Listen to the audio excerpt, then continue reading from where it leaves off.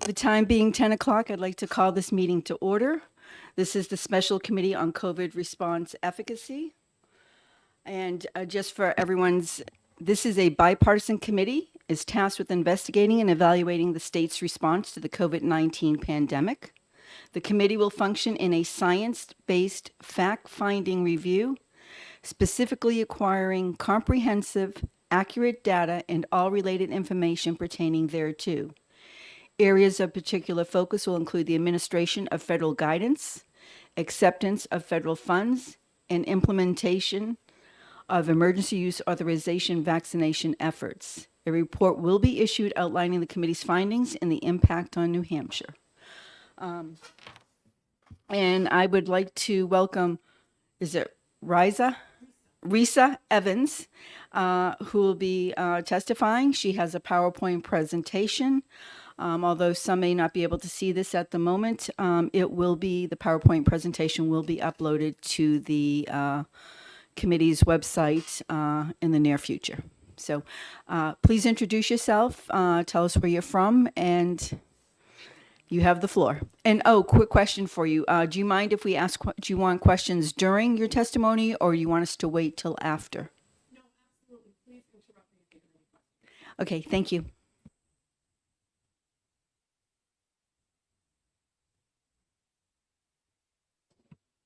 Okay. Can you hear me? Great. Okay. So thank you. I really appreciate that the work that this committee is doing, and I'm grateful to be here today. I'm Risa Evans. I live in Kentucky. I moved to New Hampshire about 30 years ago after I finished law school to work at the New Hampshire Public Defender. I was there for a number of years, and I also taught at UNH School of Law here in Concord for a number of years. And I currently work as a staff attorney at Children's Health Defense. And in that work, one of the things that I've been doing is filing Freedom of Information Act requests with federal agencies. And so that work is going to be the basis for my testimony today. And specifically what I'm going to be talking about is some federal agencies' responses to requests for records of their post-authorization safety monitoring of COVID-19 vaccines. And by post-authorization monitoring, what I mean is the monitoring that has occurred since December 2020 when the FDA granted emergency use authorizations to those different products. So first, just by way of a little bit of context and also an overview of what I'm going to be talking about, in 2022, I, on behalf of CHD, submitted a handful of FOIA requests to agencies within the U.S. Department of Health and Human Services seeking records of the agency's post-authorization safety monitoring of the COVID shots. And so just briefly, the reason that we sought this information, the reason that we thought it was important for the public to have this information is because, as you probably are aware, the clinical trials for the shots did not provide a full safety profile, due in part to their limited duration, right? They were unblinded after about 6 months. There was no data about, sort of later occurring side effects. There was also, even though the sample sizes were large compared to childhood vaccines, they still only had, I think, say in the Pfizer trial, 20,000 people in the experimental arm. So not enough people to capture side effects that might occur, say, in 1 in every 100,000 people, which sounds rare until you think about the number of people who have taken the shot. So it's actually, not so rare. But, and then finally, the populations who were included in the clinical trials were limited. So pregnant women were excluded, people with who were immunocompromised were excluded, people under 18 were excluded. So there were a whole bunch of populations for whom we didn't have any safety data. And so for this reason, we are all, individual citizens as well as public health officials, we're all dependent on the public health agencies for their post-authorization safety monitoring to have a more complete profile. And that's why we sought these records. So the bulk of my presentation, I'm going to be talking about how did the agencies respond to these FOIA requests. And in short, and I'll talk about this in more detail, we learned from our efforts that obtaining these records is a challenge due to denials, delays, and redactions, and more about those in a few minutes.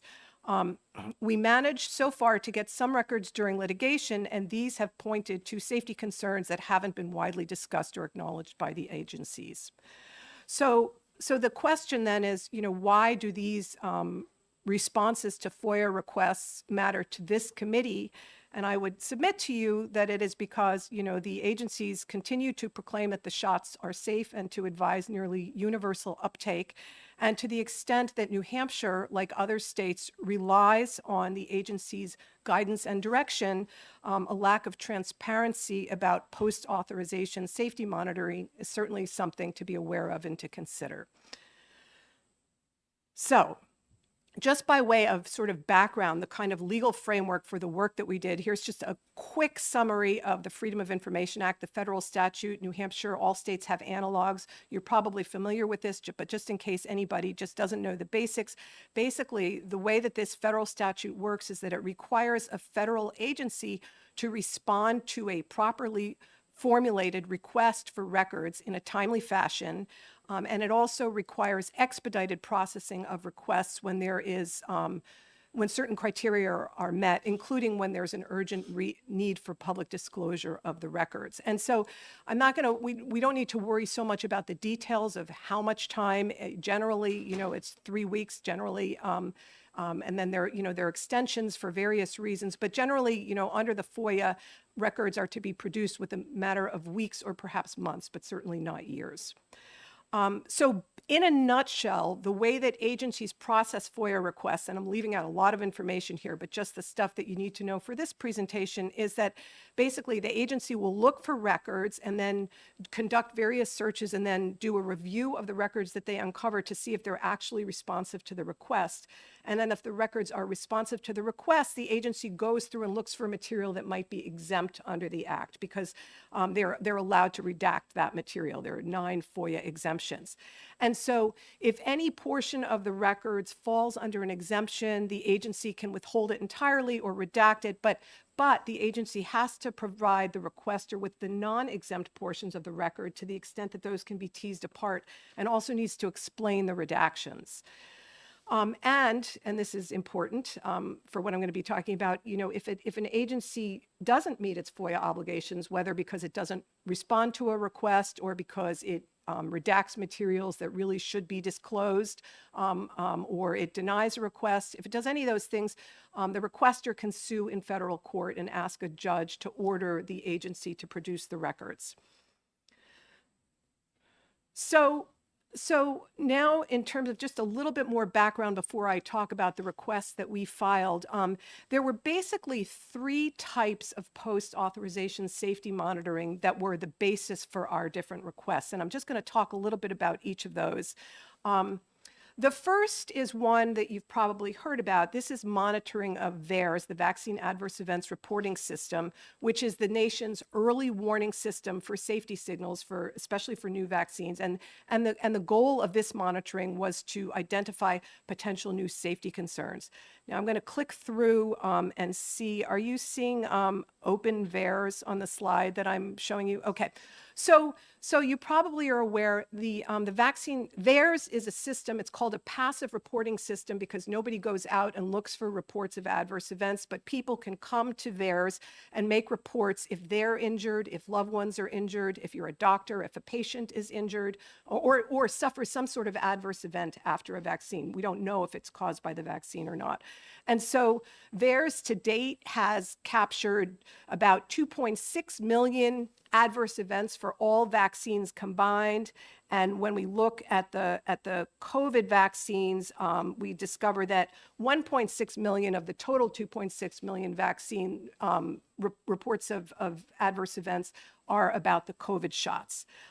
So, a lot of people pointed to that very high number and are concerned naturally that there are so many adverse events reported after the shots. But the thing that's important to remember, and that the agencies are quick to stress, is that, the fact that something's been reported to VAERS as an adverse event doesn't mean that it was caused by the shot. And to sort of learn from VAERS, whether there is some kind of causal link between the shots and the adverse events, you need to do a deeper dive. And that's what we were seeking records of. So there's in 2021, the CDC put out something called which I'm trying to show you now, called the Standard Operating Procedure for COVID-19 Vaccines. And what this document did, this was a protocol which outlined the various steps that the CDC and the FDA were going to take to monitor VAERS to look for safety signals, a signal that maybe the events reported to VAERS were caused by the shots. And so this is a fairly detailed document, and I'm not going to go through it now. The link is in the PowerPoint. But the sum up is this, that there's very specific actions that the agencies are supposed to take, and these include receiving daily summaries from the VAERS contractor with a roundup of the day's adverse events that they receive. So just sort of numbers and VAERS ID. Numbers of adverse events and VAERS ID numbers every day, snapshot of what they were getting every day. Both agencies were supposed to conduct manual or clinical review of some various selected adverse events. So that means looking at the medical records, doing sort of a deeper dive. And these are the pieces that we were particularly interested in, both agencies were supposed to do forms of data mining, which actually use different statistical methods to look for a signal that might require further investigation to determine whether there really was a safety issue. And so the CDC did something called proportional reporting ratios, or PRR, which you may have heard about, and that's a fairly straightforward technique, although I don't honestly fully understand it, but where what the agency does is measure the percentage of the adverse event of interest in the vaccine that's being studied against a comparator vaccine to see if the adverse event is appearing more than expected in the whatever the vaccine is that you're looking at. So in this case, it would be the COVID shots. And so if the PRR number is above 2 and various other statistical numbers are sort of thresholds are passed, then that means there's a safety signal. And what the VAERS SOP said is that the CDC would further investigate and, if necessary, do a clinical review to see if the signal really showed a safety concern. In other words, a causal link between the shots and the adverse event. And at the same time, what the VAERS SOP said was that the FDA would do something called empirical Bayesian data mining, which is a sort of complementary but different form of data analysis, where the comparator, instead of other vaccines, is actually the expected rates of certain events in the general population. This is, as I understand it, very crude.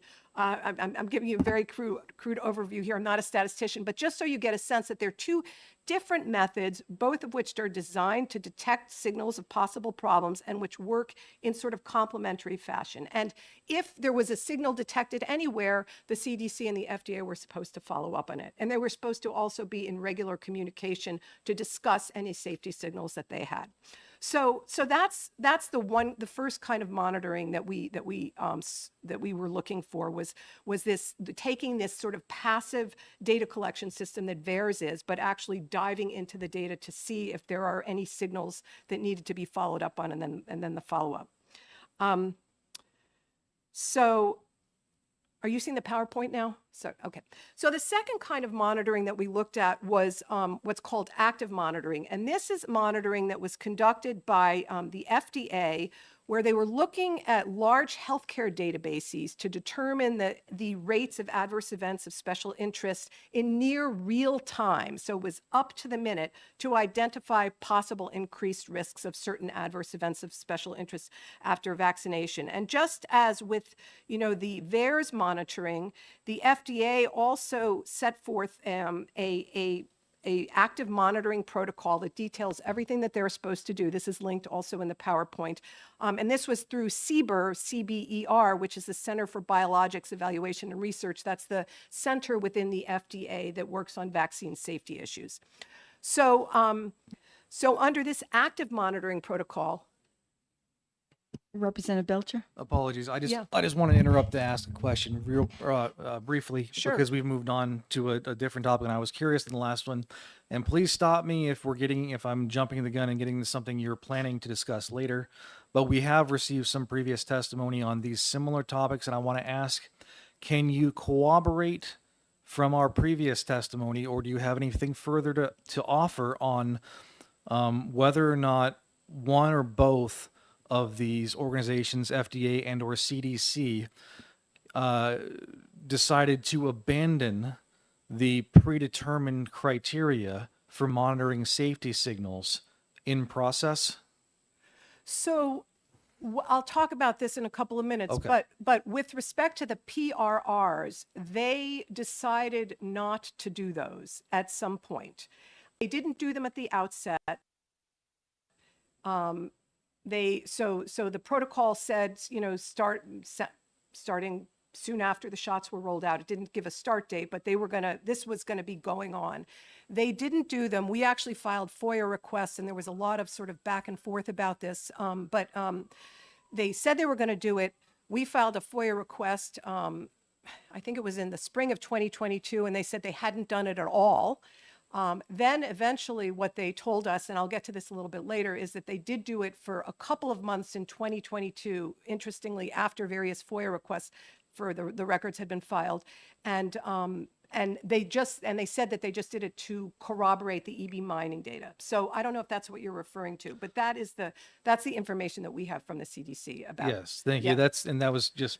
It was testimony we received previously from attorney Aaron Seary, Yeah. based on his own lawsuits requiring information that seemed to determine that one of these organizations that had developed pre-existing criteria for how they were going to monitor safety decided to abandon entirely their criteria and go with the other criteria for some reason. And we have a letter from the CDC saying that they did that, which is in the materials. Okay, So yeah, excellent. yes, that's right. And interestingly, they did, the SOP that I projected, which is the one that we base our FOIA request on, was issued in February of 2021. It was revised and reissued, I think, in 2022, and it still had those monitoring systems listed within the protocols. So, and I don't know, I haven't looked at I don't know if there are subsequent iterations of it. They did say it was just a draft, but the other thing that's interesting about the PRR is that they use that for other vaccines. I mean, this is not some sort of, fly-by-night monitoring kind of system. It's something that certainly we've seen records of them using with flu vaccines and other ones. So Oh, sure. We would fully expect that if they determined beforehand that they were going to use this, it would be a known and tested methodology. yeah, and I Thank think worked synergistically with the EB mining. Yeah, Thank you. that's right. So then in terms of the active monitoring protocol, this one I'm actually less familiar with, but it's basically, again, looking at large databases. So it's considered active monitoring because the FDA is going and looking for the reports as opposed to just the passive system like VAERS, which accepts reports. So it's going to go into, I think, insurance databases, a bunch of different databases, look for the rates of certain adverse events of special interest, analyze them compared to a control baseline, looking for signals, and then verify possible safety signals. So this is a different monitoring system that's supposed to be, it captures a much larger data set because, VAERS only captures a fraction of the adverse events that are out there. I mean, there's studies showing, I think it's between 1 and 10%, something like that. And so the active protocol sort of, in a certain sense, attempts to make up for that by going out to, these large databases where there are claims, made by people who might not think to report to VAERS, but the information is there that they suffered some consequence, after, or some effect after taking a vaccine.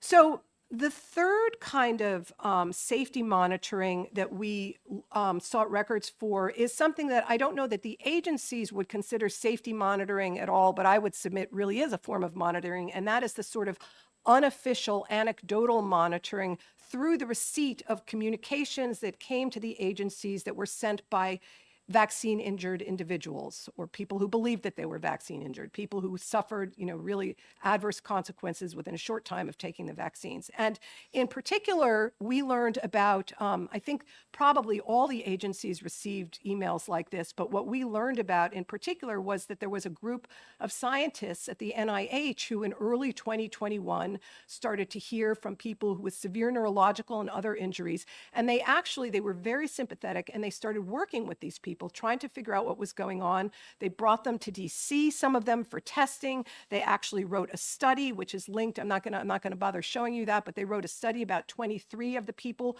who had come to them for help. And so, it seems like there were a lot of individuals who reached out to the NIH. And so we were very interested in those communications for different reasons. So again, it's not something that the federal agencies would consider an official form of monitoring, but it was unsolicited receipt of events from people who had no reason to reach out to federal agencies about their injuries unless they were really suffering. So those are the three systems: the VAERS, the active, and the unofficial. And so now let me just talk about, I'm going to really talk about its four requests, although two of them were double requests.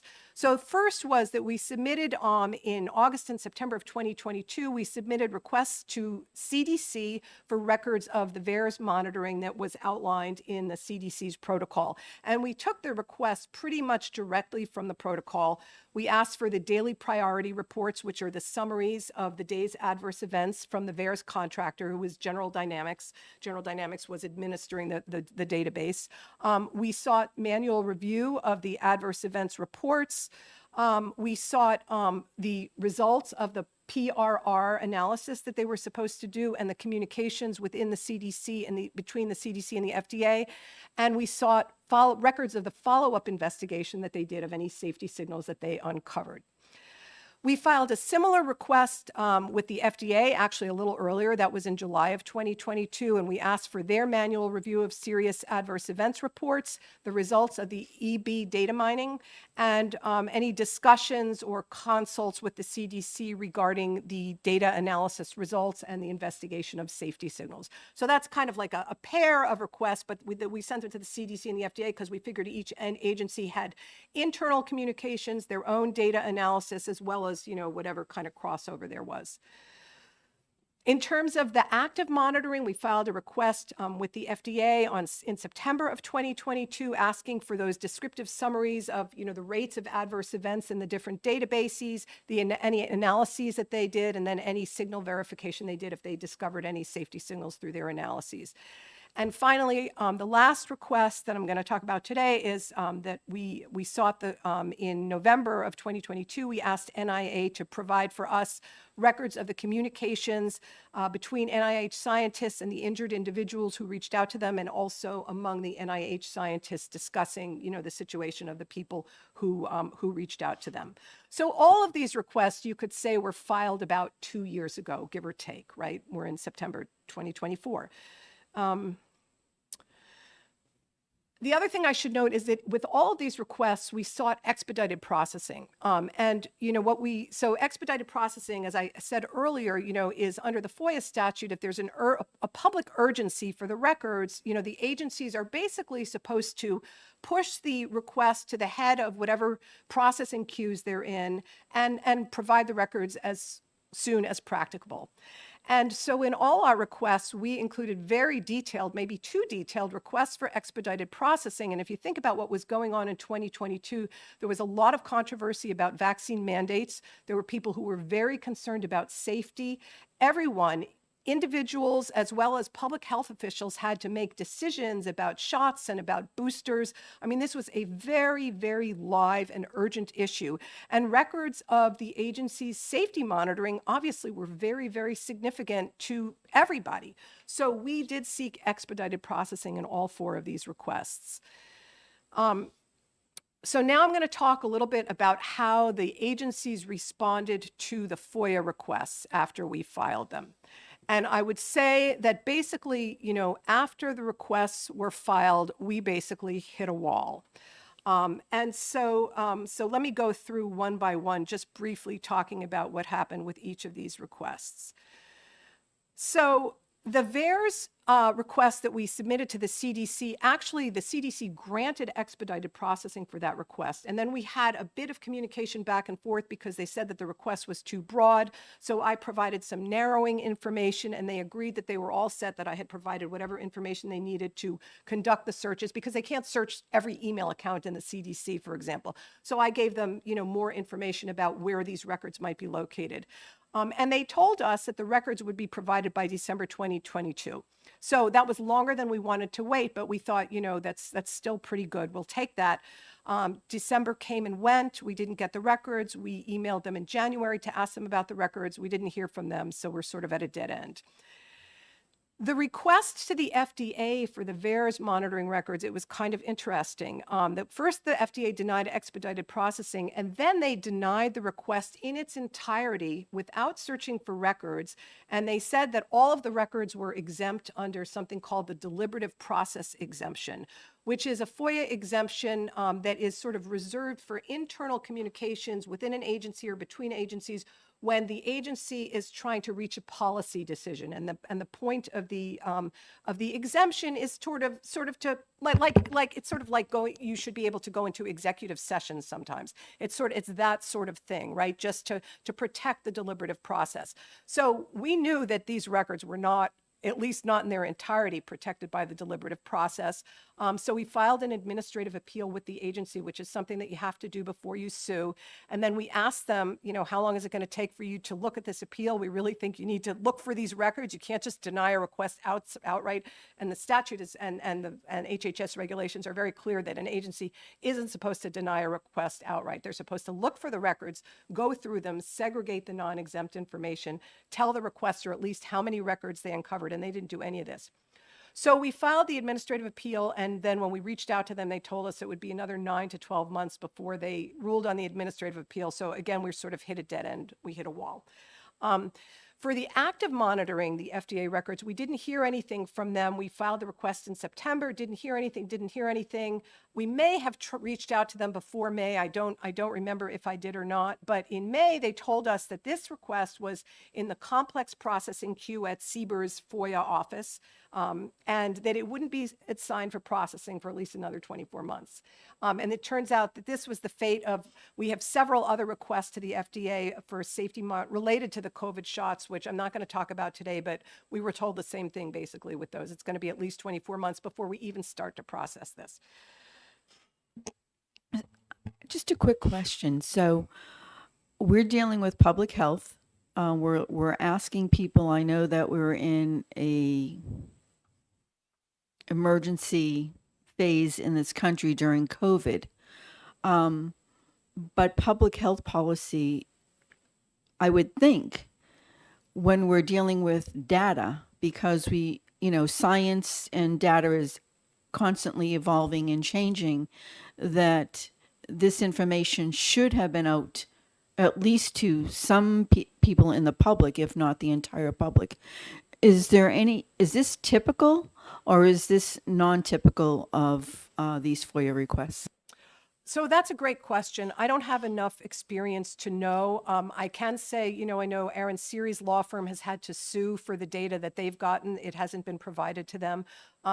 I personally think that we should have some sort of federal data transparency statute. We shouldn't have to file FOIA requests and litigate to get this information.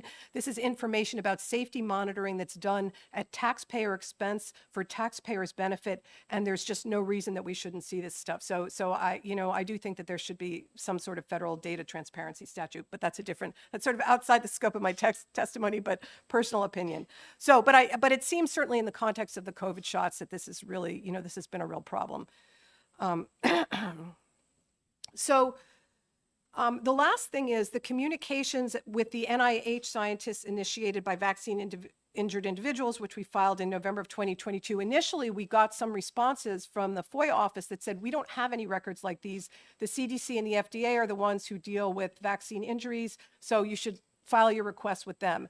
And we fired back, and we showed there are a couple of articles that we've linked in this PowerPoint about these communications. It's very clear that they happened. So eventually they agreed that they had some communications, but they asked us to narrow the request, which we did, and we had some back and forth about that. But then in the spring, when I checked, you can go online and look at your request status on a FOIA portal. I discovered that in March of 2023, the request was still listed as on hold, needing clarification, even though I had clarified it in November. And then in April, it said that the request had been received, but it didn't indicate that it was actually in process. And many, many months had passed, so we were really up against a wall with this one too. So what we did eventually is we sued on all 4 requests. And what's on this slide is just sort of the cover pages of the complaints that we filed. We filed one against the CDC for the VAERS monitoring records, one against the FDA for the VAERS monitoring records, one against the FDA for the active monitoring, and one against the NIH for the email communications. So now what I want to talk about a little bit is how the agencies responded to the lawsuits. And I'll start with the CDC. So what happens with a FOIA lawsuit, or what can happen is that, after the lawsuit is filed, and sometimes even before the agency answers the complaint, the counsel for the agency will reach out, and the parties, the requester and the agency, will start to negotiate the production of the records, because everybody knows that, the courts do not want to be clogged with these kinds of lawsuits. And to the extent that, the parties can sort of work things out between themselves, that's always better for everyone. And so when we filed suit with the CDC, that's what happened. The counsel for the CDC reached out to us, and they began producing records pretty much right away in the spring of 2023. And so I'm going to talk a little bit about those productions, because I think there's some noteworthy aspects.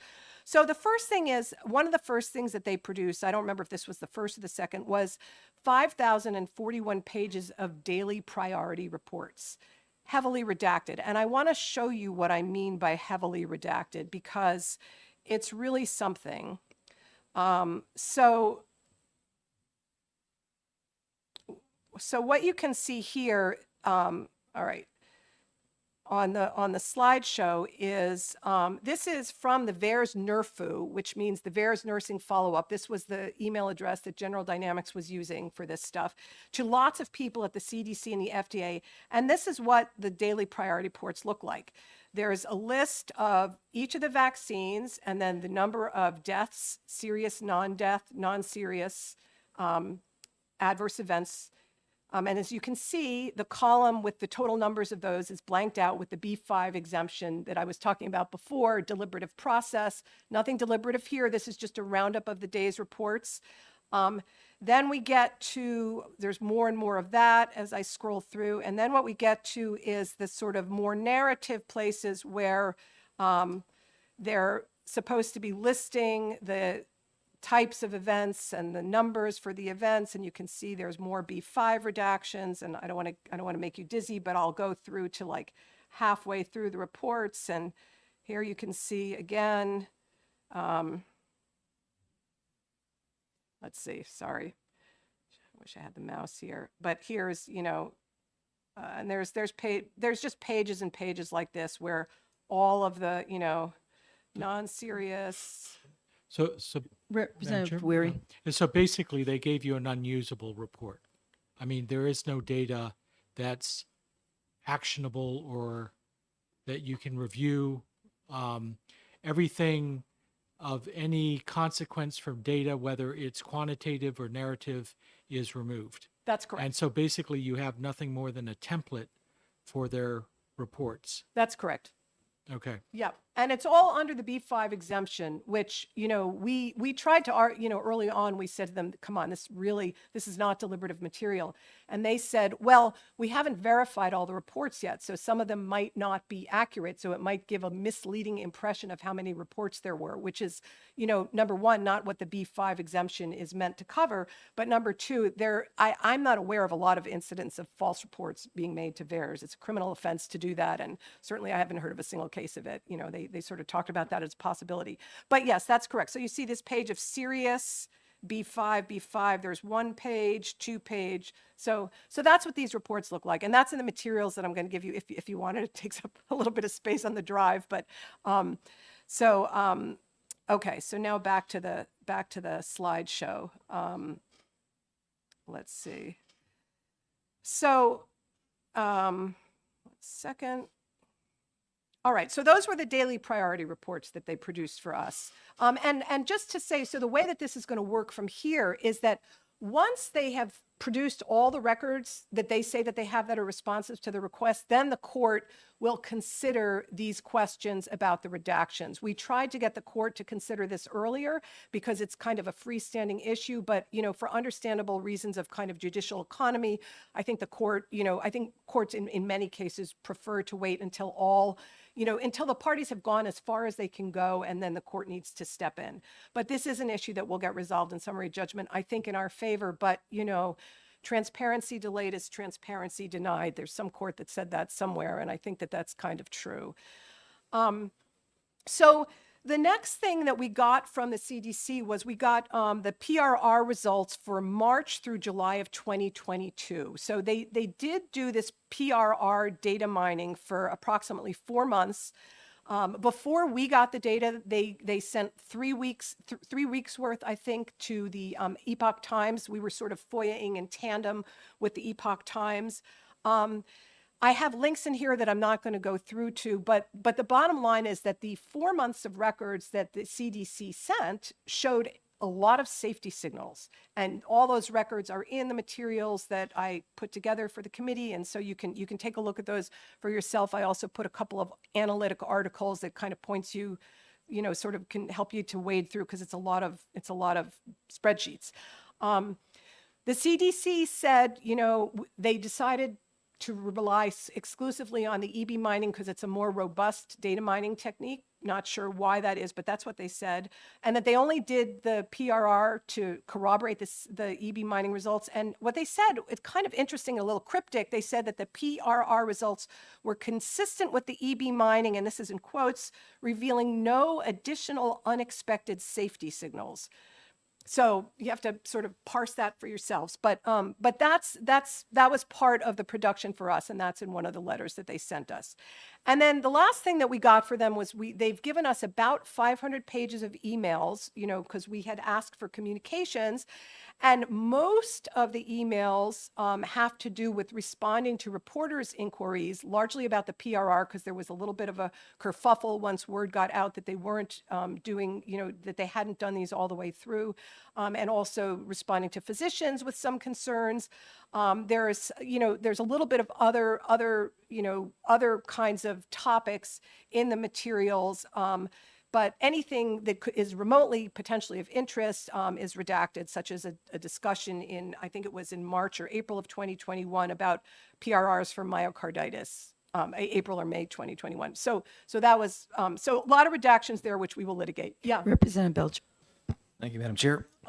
Just to make sure I understand the details of this a little bit, because CDC was relying on, they abandoned the PRR in favor of EB, at least initially for that period of time. So when you say that there were numerous safety signals found in the current data from then, that's safety signals arising from the EB method that they decided to use instead of PRR?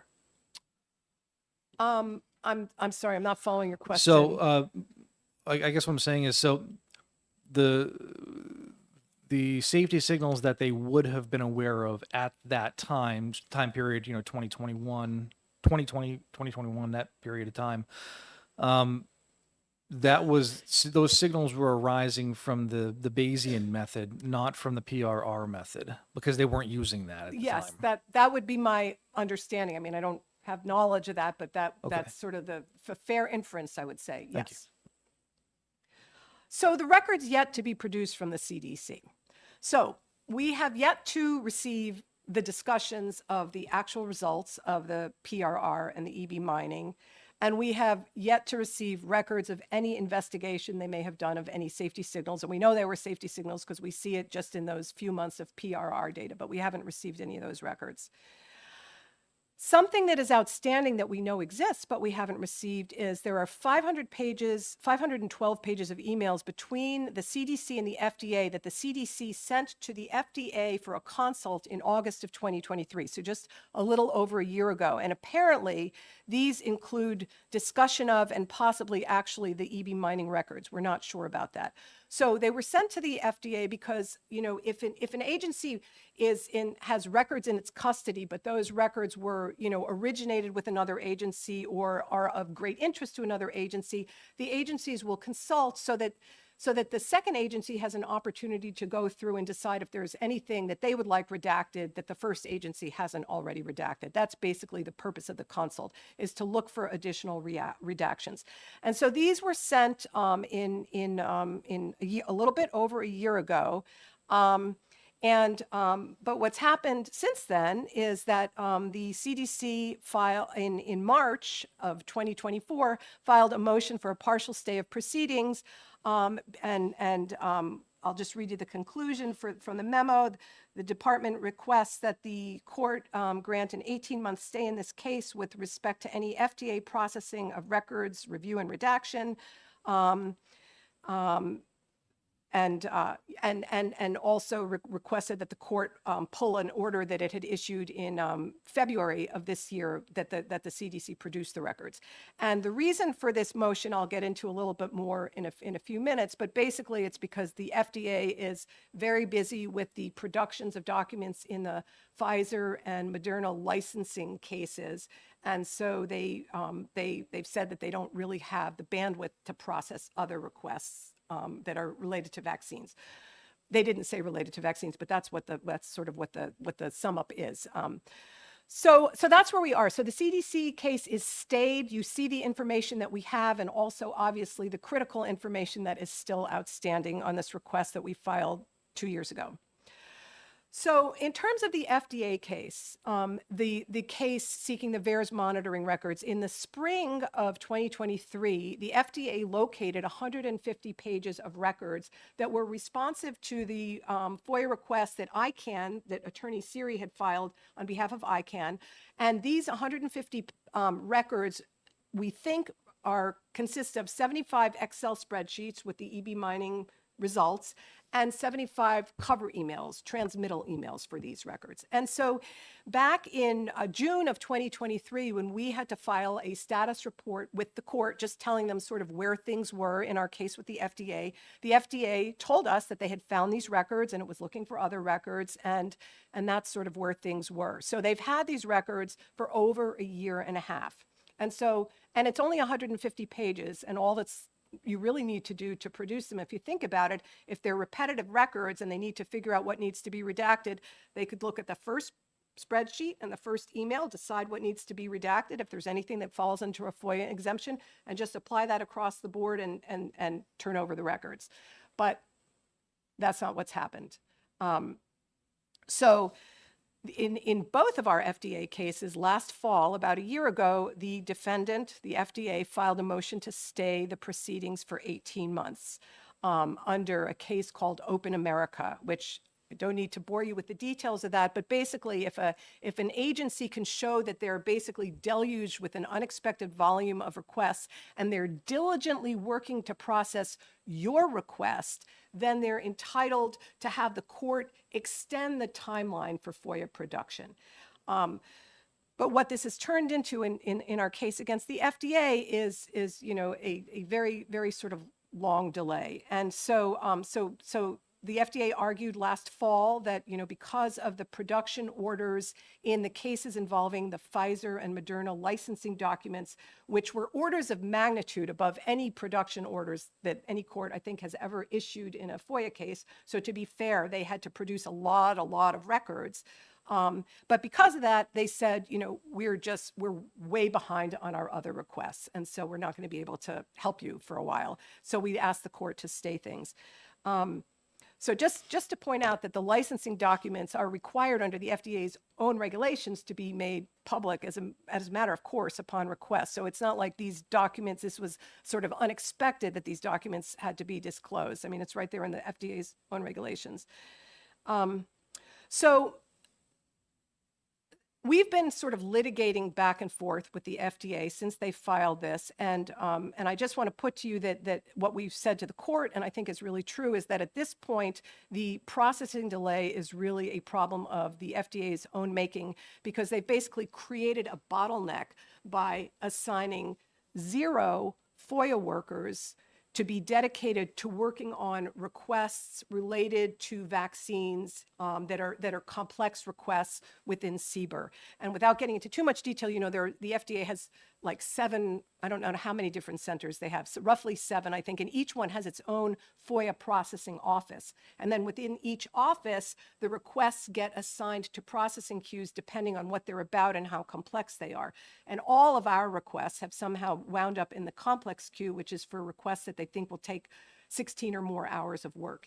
But what we've learned through the litigation and the back and forth is that they don't have anybody dedicated to processing requests in that queue. They've hired a lot of extra people to process the licensing documents in the PHMPT, in the Pfizer and Moderna licensing cases, but no extra personnel to work on requests in the queue that our requests are in. Yes.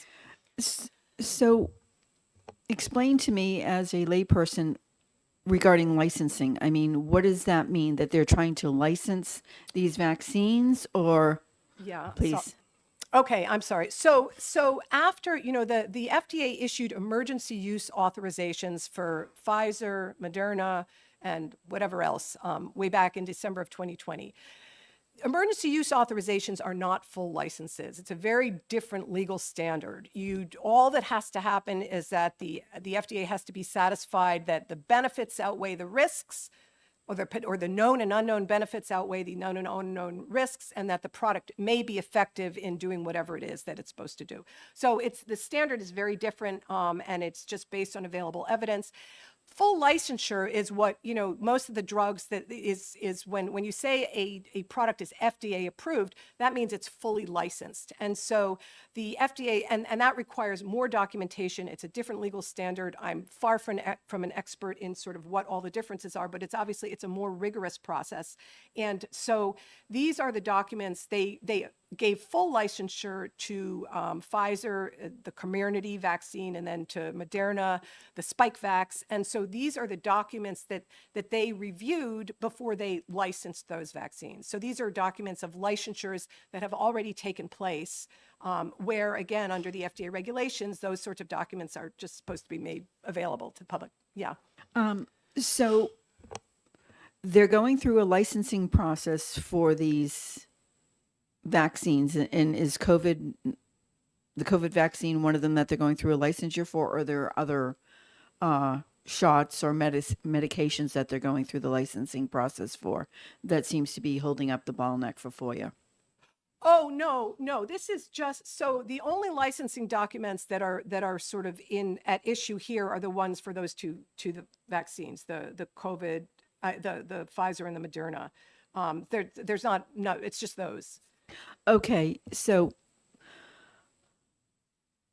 As far as I know, I mean, that's all that they've pointed to, I should right, say. but you said that anything regarding licensure is required by law to be on the website. So anyone No, not on the website. It's required to be disclosed. They maintain that it doesn't have to be disclosed until you get a FOIA request, but just that it is disclosable, that those materials are disclosable. I guess they still get to go through and redact, certain, trade secrets, financial information, and things like that. So it's not that they do it, and I'm sorry if I created the wrong impression.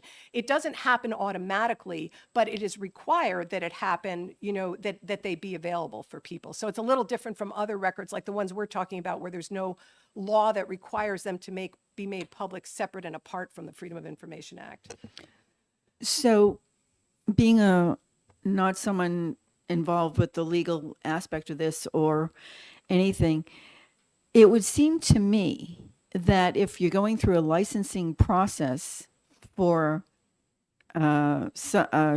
vaccine that was was used as an emergency use, that your data should be fairly transparent and available to the public, because obviously that information would be part of the licensing process, even though it was done under emergency use. But the records and the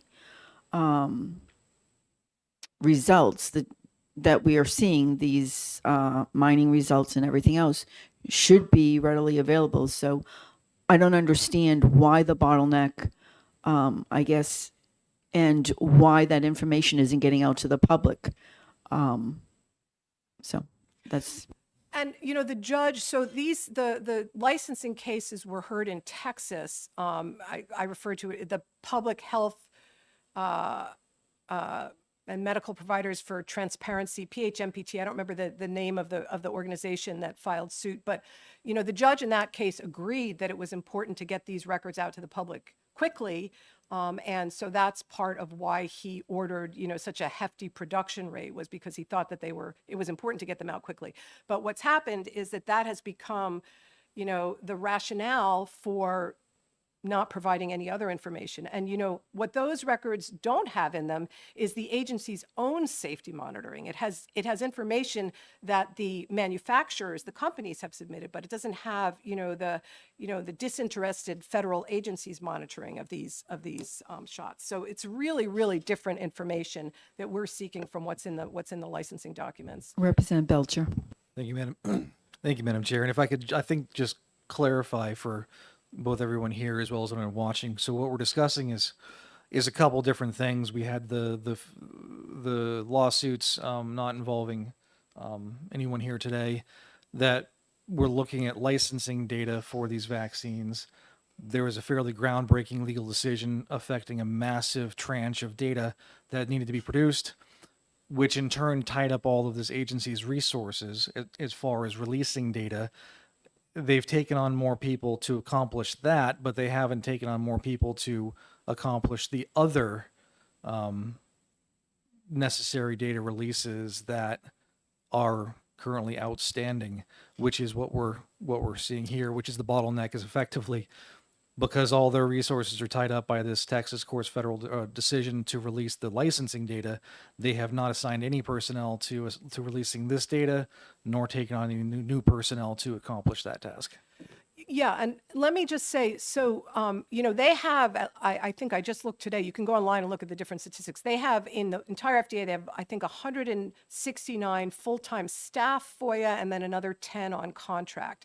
And, they're assigned to the different divisions. And so in CBER, which is the vaccine licensing division, they have, I think, I don't remember exactly how many people they have right now, but I know that they're sort of reorganizing, and they have 12 people working on the licensing documents, 5 people working on everything else, and they have 6 processing queues. But last fall, I think 70% of their requests were in the complex queue, and there was nobody dedicated to processing requests in that queue. So they really, and they have 169 FOIA personnel.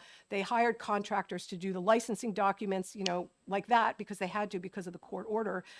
So, there are ways to deal with this. And this has been going on for over 2 years. The first document production order came down from Texas in, I think it was January of 2022. So there has been plenty of time to sort of adjust to this situation. But what's happened is just the backlog has increased in the complex processing track within CBER.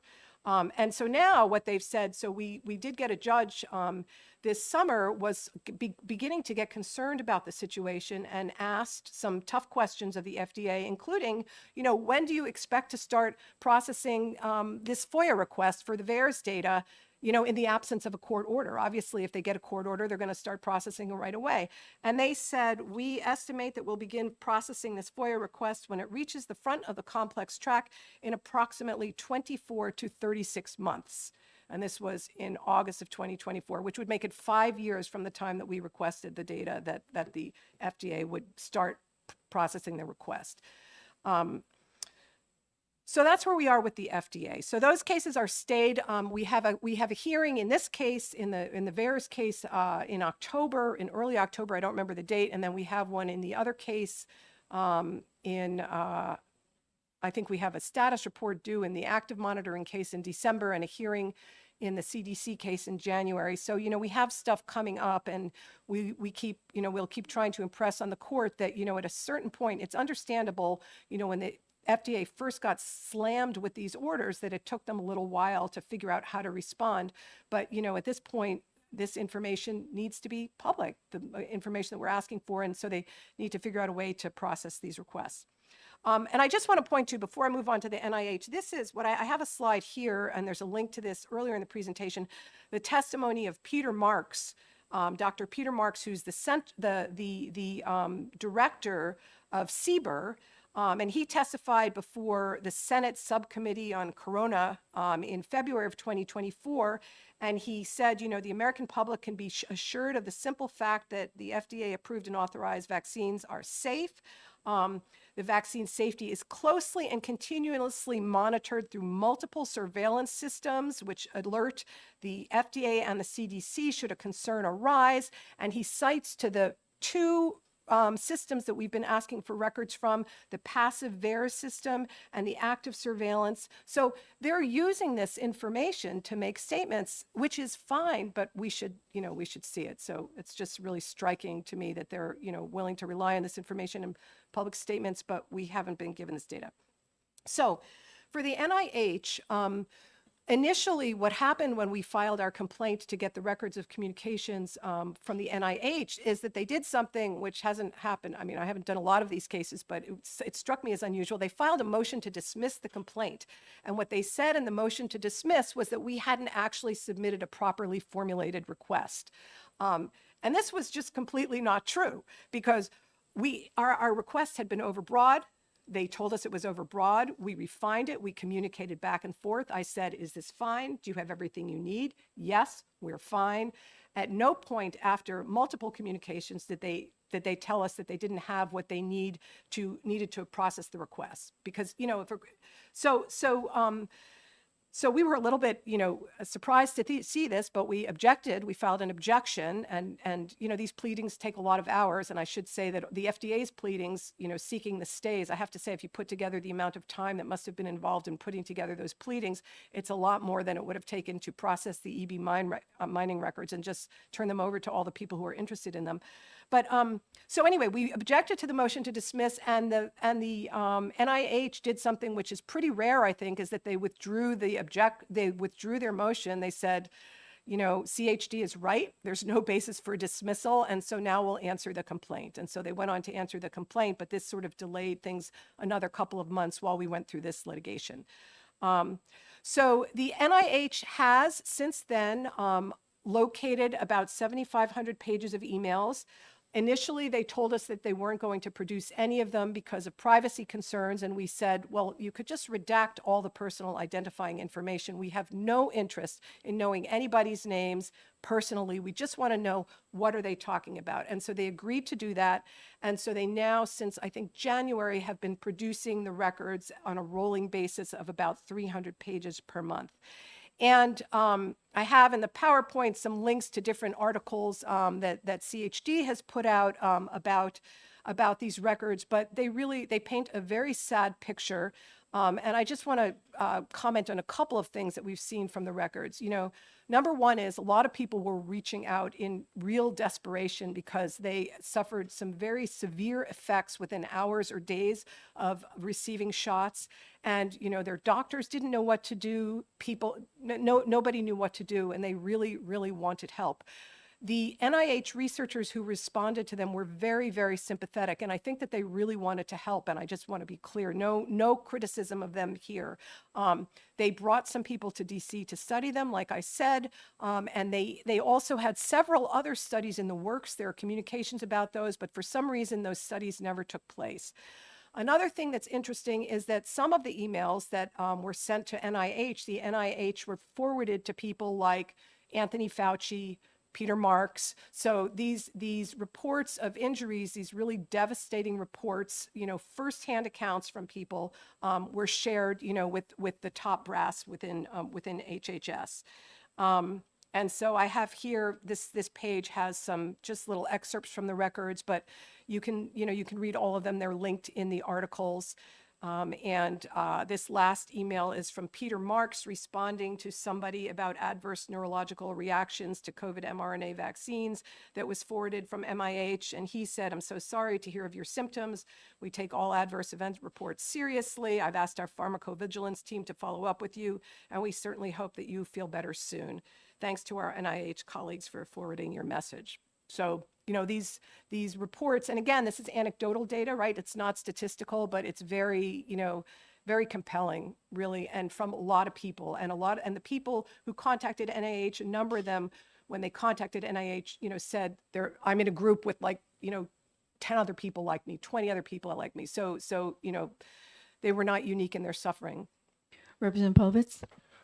Could you confirm that Dr. Marks, who was replying about the side effects, is the same person who is still saying that vaccines are safe and effective?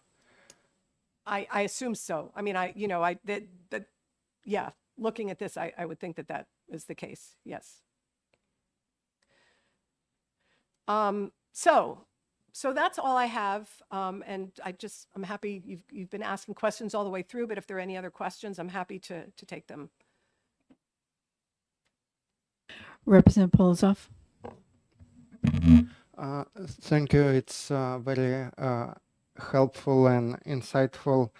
And I wonder, probably it's more work for us to determine, but if you have any ideas, how can we help, how New Hampshire legislature can do, if anything. And second part of question, our governor claimed that he's considering joining other governors to push manufacturers to release some safety data around COVID vaccines. And also New Hampshire Attorney General, he claims that his office was fighting against vaccine mandates. So maybe they sometimes helpful. So is there anything governor's office or New Hampshire Attorney General can help with releasing important safety data? Wow, that's a great question. I mean, I think maybe, letting the agencies know that you want this data. I will say this, that, Senator Ron Johnson's office asked the CDC for the PRR data and asked the FDA for the EB mining data. And I think eventually he got this PRR data, but what the FDA said to him about the EB mining data was that they couldn't turn it over to him because it was the subject of litigation.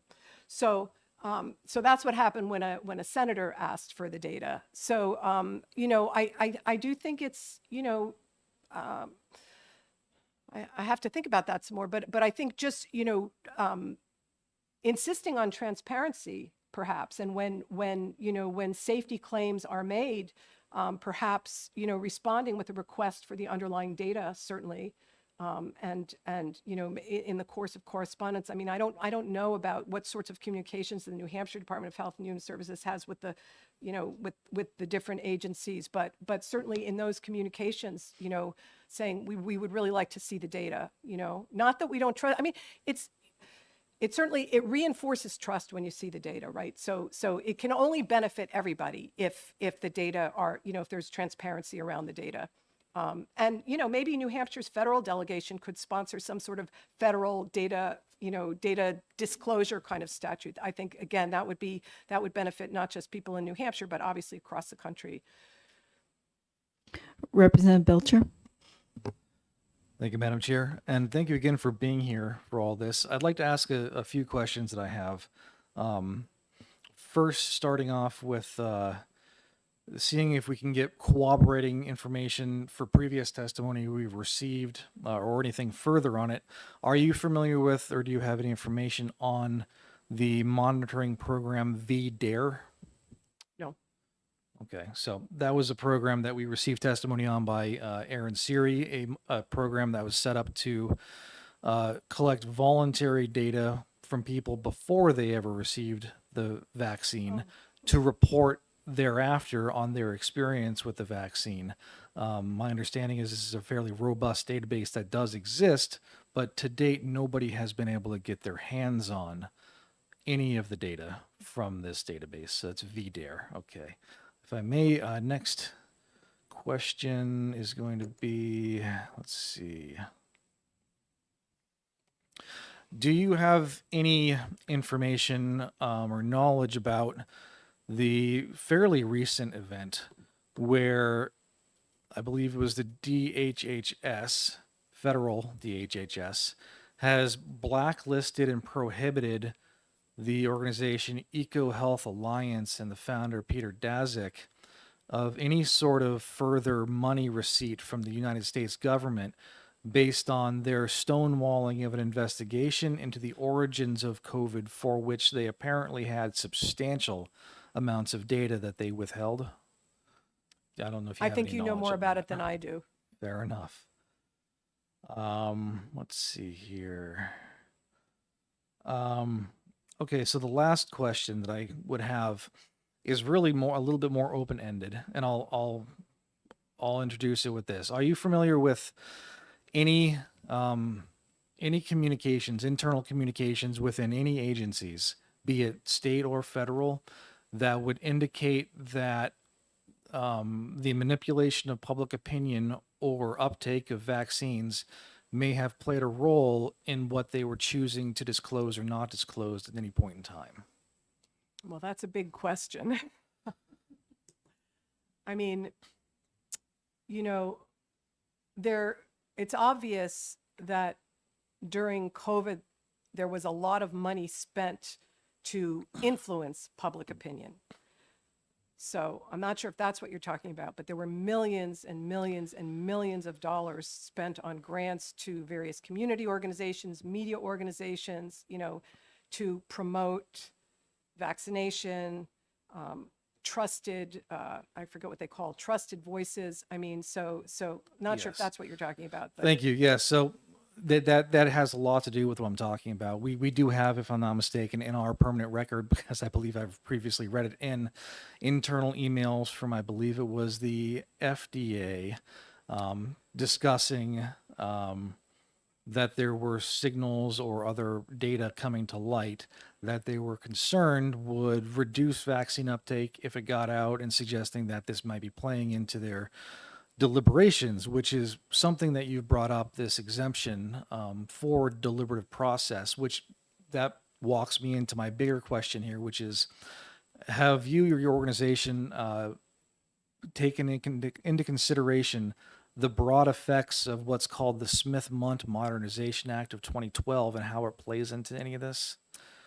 I'm familiar with that act. I can't say that that has played a role in the work that I'm doing, but I mean, I think it probably, that what I was just referring to in terms of the millions and millions of dollars, I mean, those are all contracts and grants, Yes. which you can see in the federal database, including, situations where, like, there's ghostwriters for the CDC who are putting materials in newspapers or, publications where it's not, the source of the materials is on, Sure. is not revealed. So, I mean, I That suspect, does yeah. play into it. Thank you. And if I Yeah. may just help to explain what I'm getting at here, is that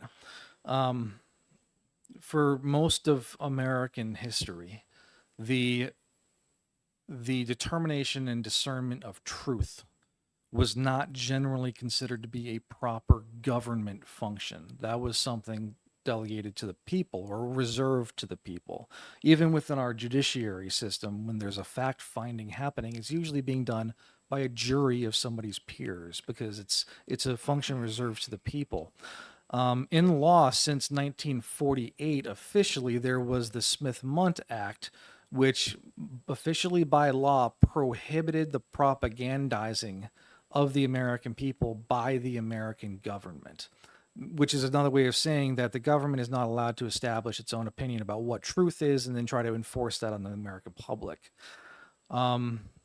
Unfortunately, in my opinion, the Smith-Mundt Modernization Act of 2012 under President Obama actually repealed those prohibitions on propagandizing the American people, making it legal to use federal government resources to establish an official narrative of government, what truth is, to try to enforce on the American people.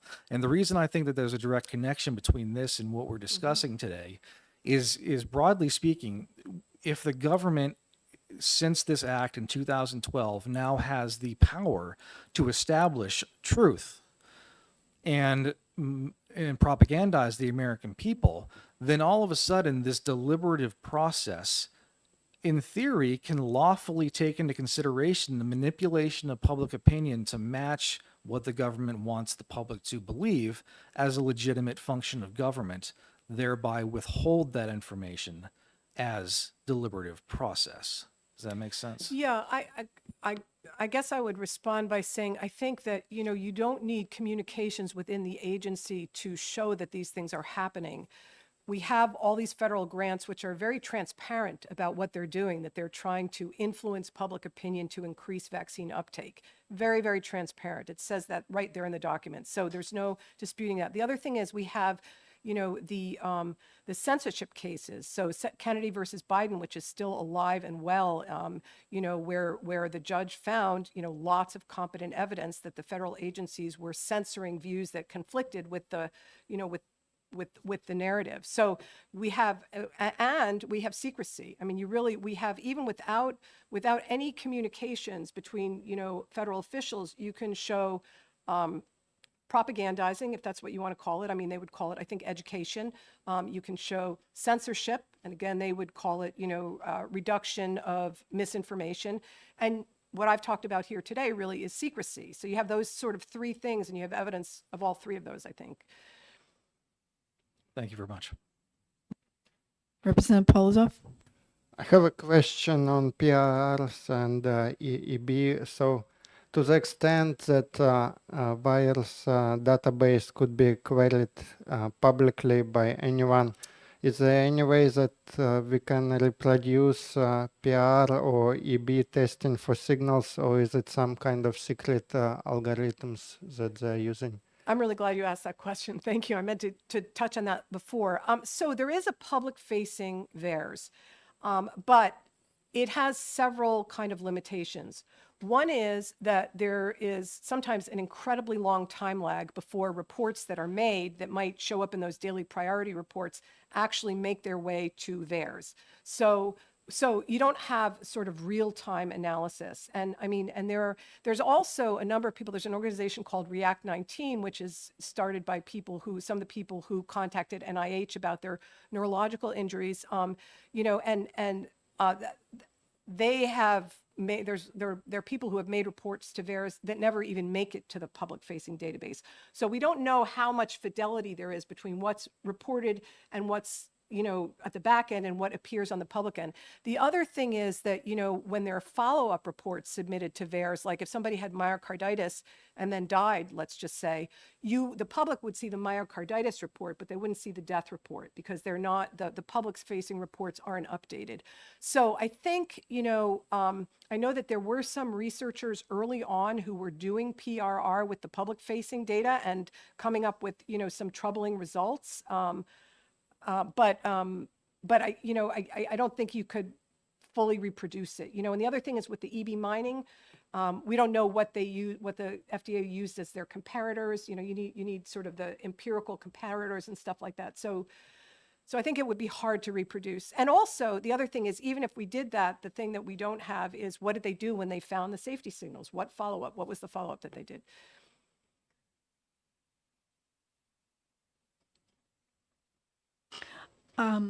So, Children's Health Defense, can you tell us a little bit about your organization, how you got involved with the emergency use authorization vaccines, and do people contact you to discuss what's going on with them and utilize you as a resource?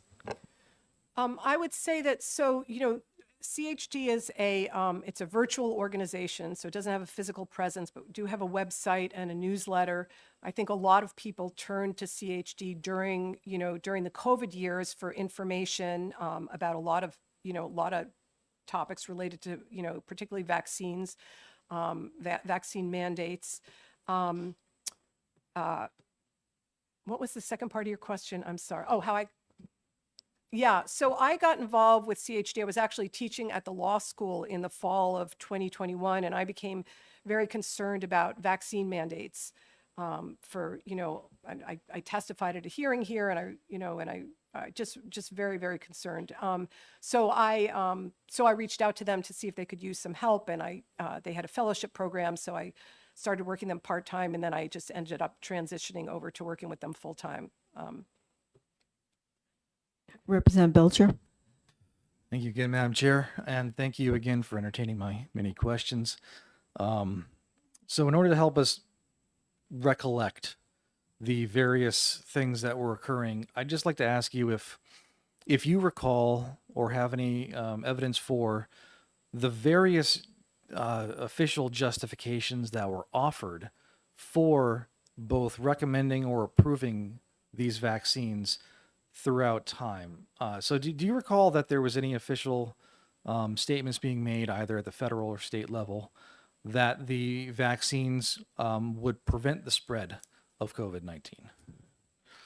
Well, obviously, there were a lot of statements made to that effect. I mean, I don't think that's what, I mean, that wasn't part of the approval process, because it's obvious from the approval documents that, the regulators knew that they hadn't been tested to prevent transmission. So, but that's what was sort of said a lot in public, you. was that, yeah. And if I may follow up, do you recall any official statements, state or federal, suggesting that receipt of the vaccine would prevent an individual from catching COVID? I know there were statements like, I don't remember who made them, but they were certainly, mostly I remember the Rachel Maddow's statement, which she's not a federal official, Sure. obviously, but And if I may follow up again, do you recall any official statements, state or federal, that the vaccines were reducing morbidity and mortality to the COVID infection? yes, there were a lot of statements made to that effect, I think. So based on those three things, stopping the spread, preventing the recipient from catching COVID, and reducing morbidity and mortality, are you aware of any good data that suggests any of those statements were correct and true? So I certainly know that there were no clinical trials that showed any of those things. And obviously, clinical trials are the gold standard for data, right? Because they really can't be, manipulated in the way epidemiological studies can be manipulated.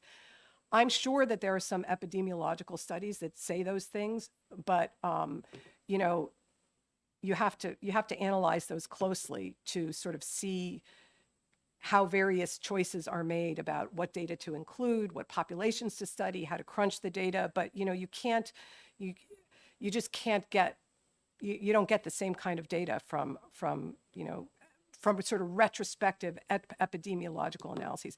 So I'm not aware of any, but this is also not my field of expertise. So you need to really ask, I mean, for a better answer, you need to talk to somebody else about it.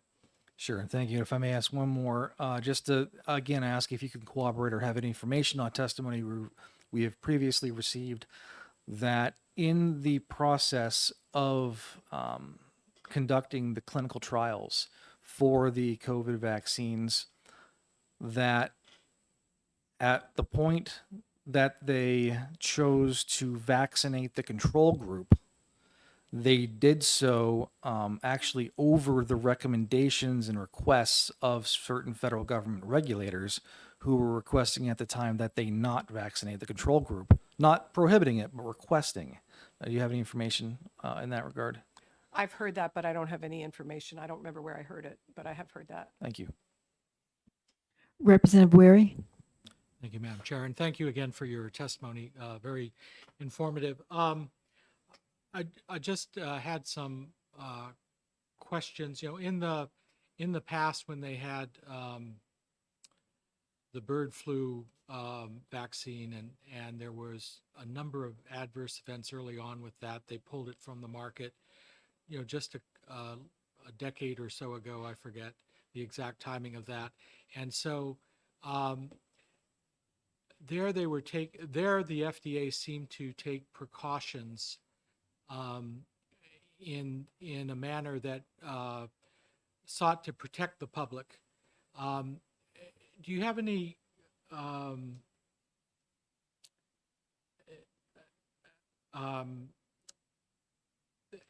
we didn't see the same sort of reaction this time, and do you have any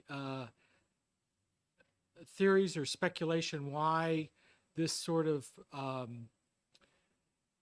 kind of proactive safeguards were not utilized as they were for previous vaccines? That is a very good question and a really important one to be asking.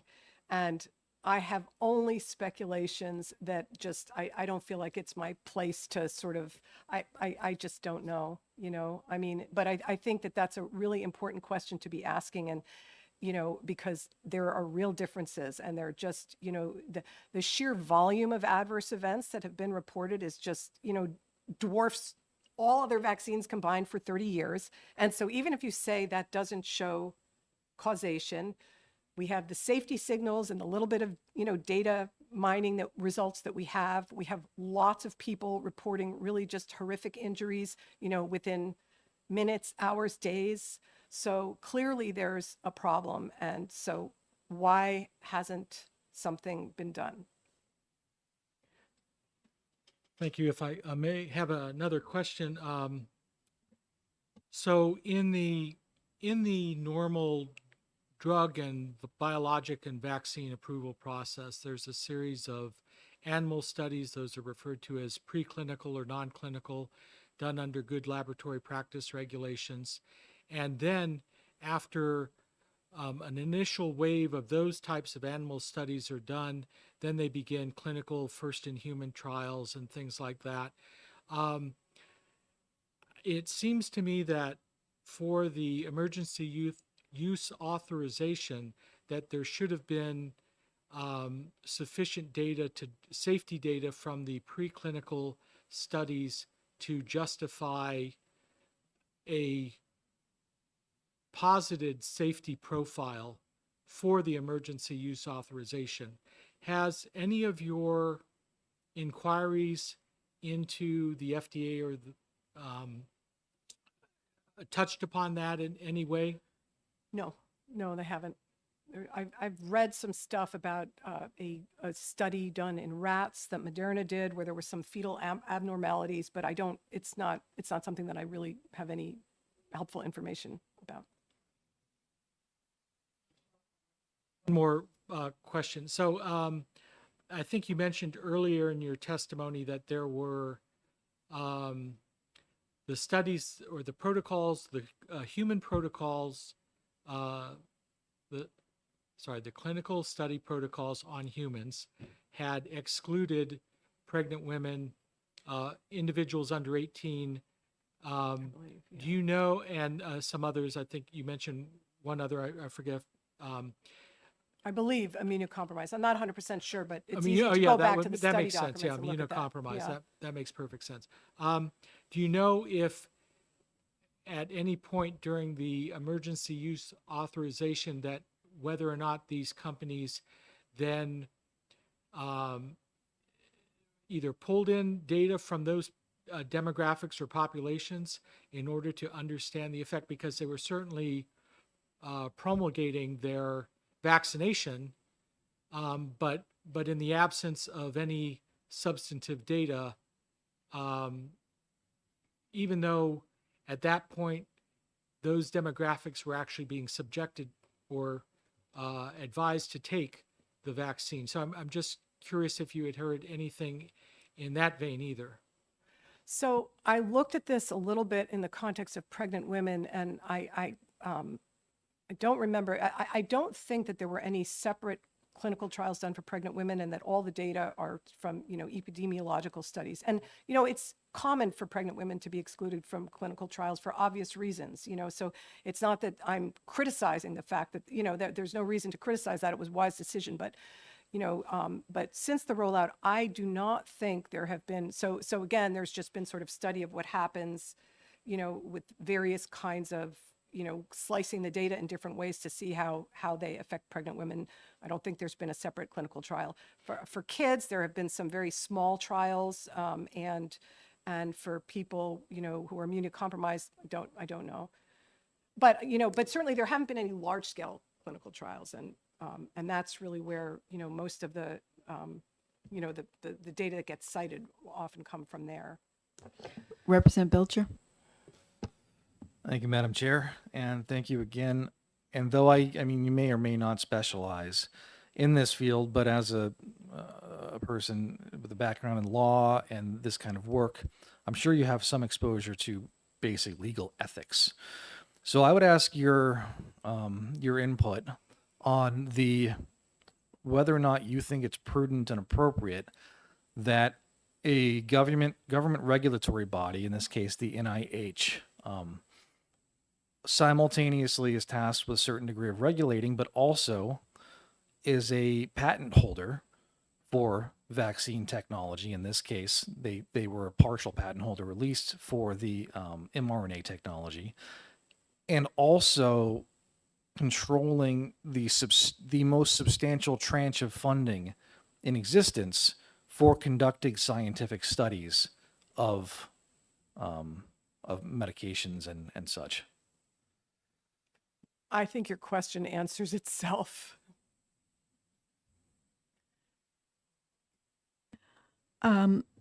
Does your organization deal at all with the New Hampshire Vaccine Association or go to any of their meetings and discussions? So, No, we have not. Well, there are probably people at those meetings who are members of Children's Health Defense. I haven't, and there hasn't been an official presence there, although I should.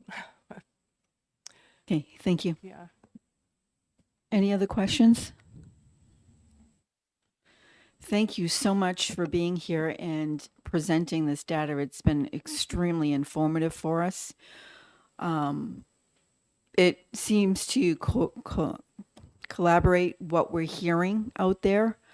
I guess my concern is that the data isn't getting out to the public, and at the same time, we're still pushing something that isn't licensed, and we know that there's adverse effects happening. We just don't know what to extent, and I think that's important for the public to hear and know. And as you said, transparency should be above all else when we're dealing with government entities. So again, thank you again. I can't tell you how much we appreciate you being here. Thank you.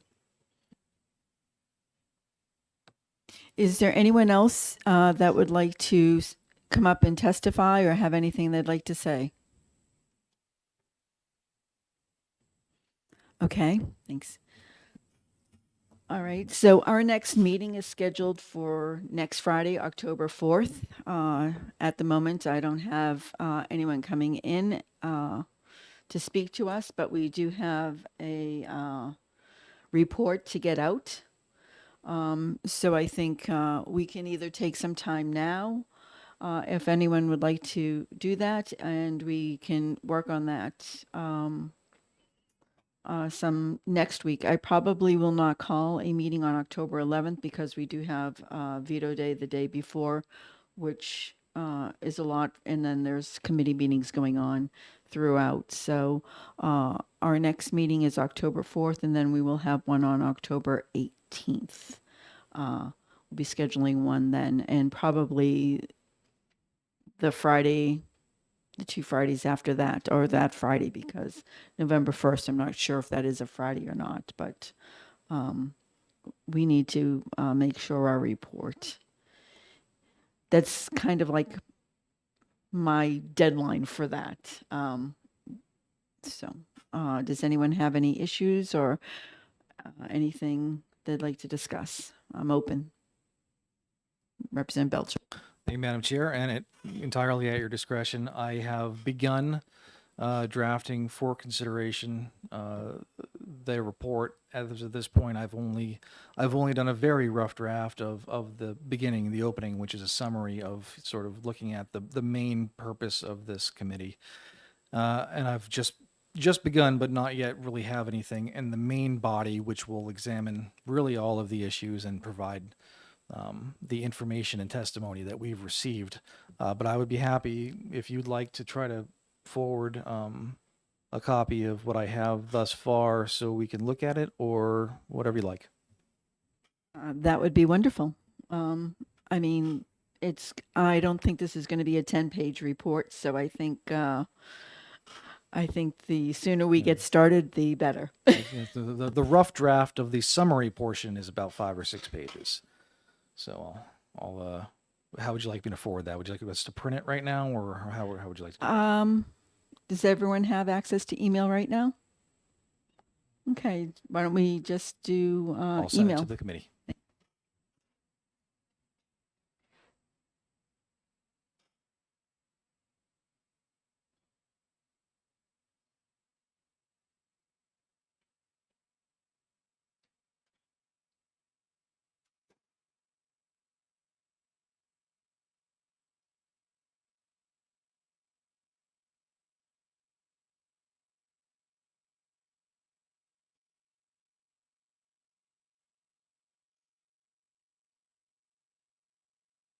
Why don't we take a recess until 11:40? So a 10-minute recess.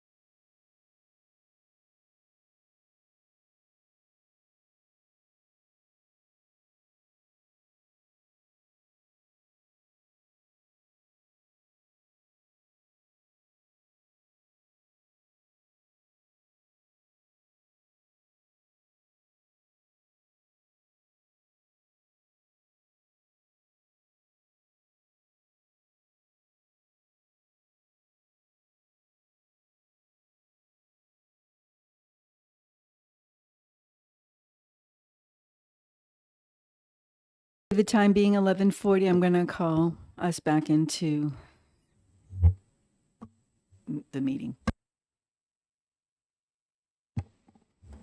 Representative Belcher, I just want to thank you for doing this and sending this out to give us a start.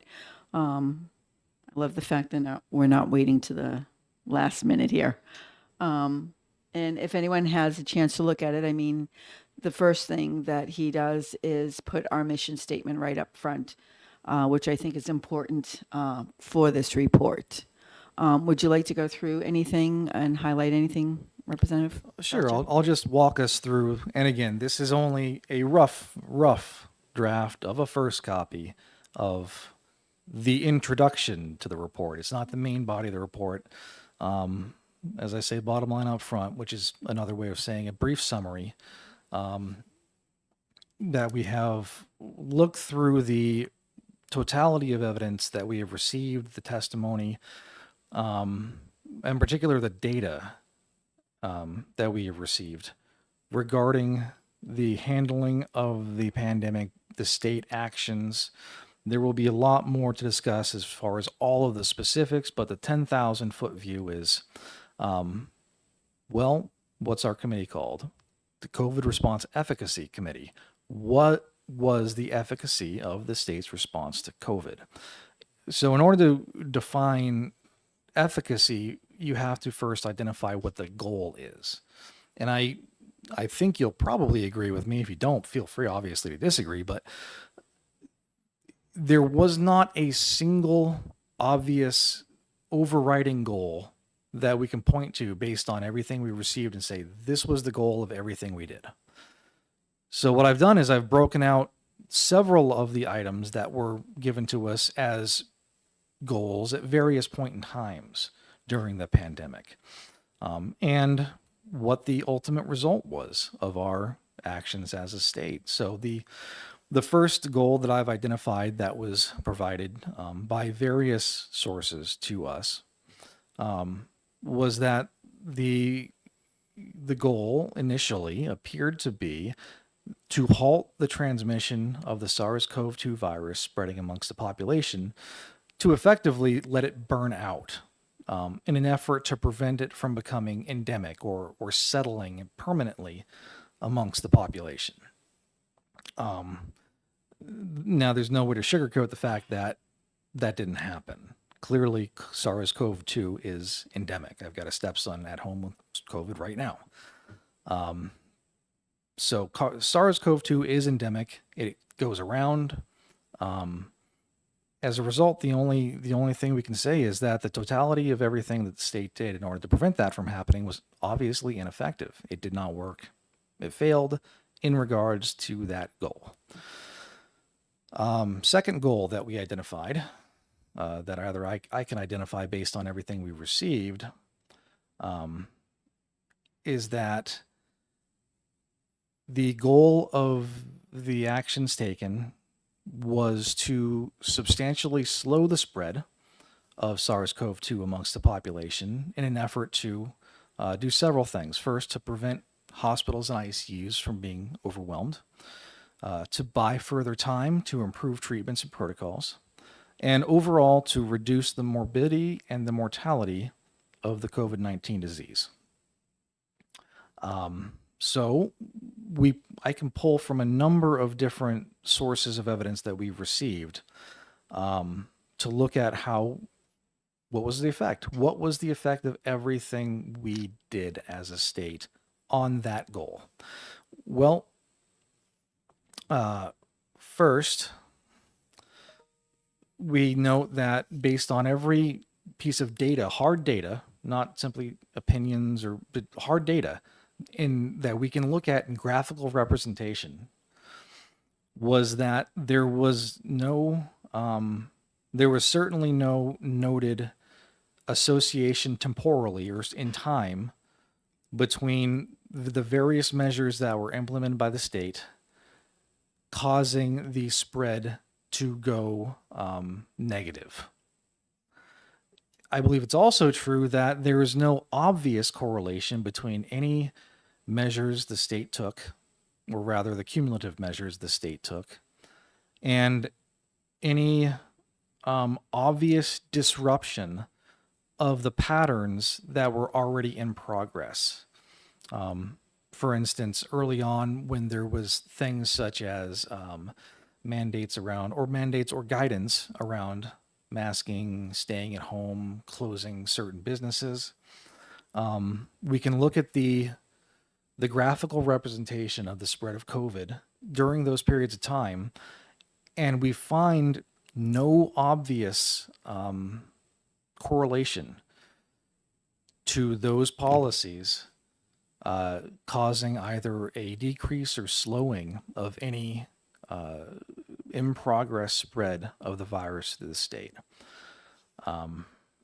We can look at other testimony and information we receive, because we can't unfortunately with any confidence say that any individual measure had a positive or a negative effect, because that would require us to be able to control for variables in retrospect that were not controlled for. In other words, the state took a totality of circumstance, a totality of actions, and all we can really analyze is the very real results of what happened as a result of that totality of circumstances. So what I would recommend, what I think we can probably come to an agreement on, is that we would recommend to other entities, be it other investigative committees, the private sector, academia, to undertake the necessary, controlled, properly executed studies for various individual items that were taken, be it masking or social distancing or whatever they are, and individually study each one with the proper controls to come up with some indication as to whether or not they individually could have any positive effect. All we can say with a high degree of certainty is that the cumulative effect of all of the things put together was little to nothing in terms of the mitigation impact. And we can add to that, and nobody's presented us with any evidence or data to suggest that all of the actions taken by the state of New Hampshire actually spared a single person from catching this virus. As far as we can tell, everybody has had it, and most people have probably had it multiple times by now. That's regardless of all the actions taken, including the vaccines. We talk a little bit about the protocols and treatments and as they evolved over time for COVID, in order to determine whether the totality of actions taken by the state helped buy time to develop more treatments that may have themselves reduced morbidity and mortality. The trouble is going to be here that we don't actually have good data, except for this one thing that we'll talk about here. We don't have good data that any of the actions taken, be it vaccines or stay at home or masking, we don't have good data that indicates any of those measures actually slowed the spread or bought any time at all, which would mean that they had effectively no impact on buying time for further treatments. Now, there is one treatment that did change early on. It was a protocol around ventilator use, where early initial aggressive ventilator use was rolled back for a less aggressive pursuit of ventilator use. Now, as I said, unfortunately, we can't say that we bought time for this that helped people, because we can't see that there was any correlation between the measures we took and delaying the spread of COVID. It is good, however, that this protocol did change and appeared to result in a reduction of morbidity and mortality around COVID. Now, one particularly. Representative Wary? If I, sorry to interrupt. Thank you, Madam Chairman. If you said that it didn't have any efficaciousness or effectiveness in achieving its goals, um, are we, do we see, or are you going to comment as to whether it had a deleterious effect? Thank you for that question. We will do our, obviously, and I will do as I review this data, my best, and with the consent of everyone involved before we issue the final report, to determine if we can determine any sort of deleterious or negative effects of any of these policies. One thing that I made a hypothetical, and it's purely a hypothetical. This is it's purely to demonstrate the difficulty of what you're asking, is that because we can't go backward and control for variables in retrospect, what we can do is we can look at, for instance, there is a correlation that can be pointed out nationwide between the spread of COVID and how much time people are spending indoors, and that's seen based on the heating months in colder weather in colder regions tends to see upticks. The cooling months in hotter regions usually has resulted in upticks. So we can say there appears to be a correlation between time spent indoors with other people and the spread of disease. However, because we didn't issue in individual items, as the representative from the Department of Health and Human Services testified, they took what they call the Swiss cheese approach, which is effectively throwing everything at the wall and see if anything sticks. Okay, the trouble with that is it's impossible to tease out the individual effects that any individual item would have had in the absence of the other ones. So the hypothetical was, it is conceivably possible that some guidance issued could have had a positive impact if we also didn't issue guidance that closed beaches, hiking trails, thereby forcing people to gather indoors with each other. Maybe there was some effects that were positive and some that were negative, but they canceled each other out. It's virtually impossible to know in hindsight what was causing what. Representative Wary? Thank you, Madam Chair. Yeah, so I think you've raised an opportunity where that concept at least can be introduced with the ventilators, and then extend that by your example from the mandates or the strong recommendations to stay indoors and the evidence for that. I think those at least provide two opportunities to talk about how there were adverse causations from some of these recommendations that exacerbated the situation rather than mitigated it. So I think that's in line with the report as well, if I'm not mistaken. So I think perhaps that's your opportunity, and I think you provided actually the good examples of where you could introduce that and how. I also believe that we heard a lot of information about education and children's health and mental health in regards to the whole COVID shutdown, especially when Commissioner Edelblue came in and said he kept trying to give a positive message, but yet the national message was living in fear. And we can look at that as that affects the psyche of people and how they react. And we're seeing evidence of that, especially with the uptick of special education in New Hampshire. And I'm sure it's the same nationwide. But we can also point to a school that never shut down and they never had COVID, as we had testimony. That was one of our first testimonies. And probably a really good thing to do, and it's because we have limited time, but it would be interesting to know what each school district did for mitigation and what they did with their funds and how they spent them. We heard testimony here that they spent them on Chromebooks, but the Chromebooks were never distributed. Did they, I've heard from other people across the state that instead of putting in air filtration systems, they spent it on a repair or something. So, these are things that I think really need ongoing investigation to see, so that in the future, there can be some sort of uniformity across the state, and instead of it being, you know, well, we're going to do this with this money and we're going to do that, because the whole thing is to get children back to school and make it as healthy as possible. Well, we know that flu season happens every fall. We see that kids are going back to school, the crud's going around, everyone's starting to get sick and colds and everything else. It's just the way things happen in New Hampshire, and I'm sure in other states, where when everyone goes back to school, everything is brought home and into the public.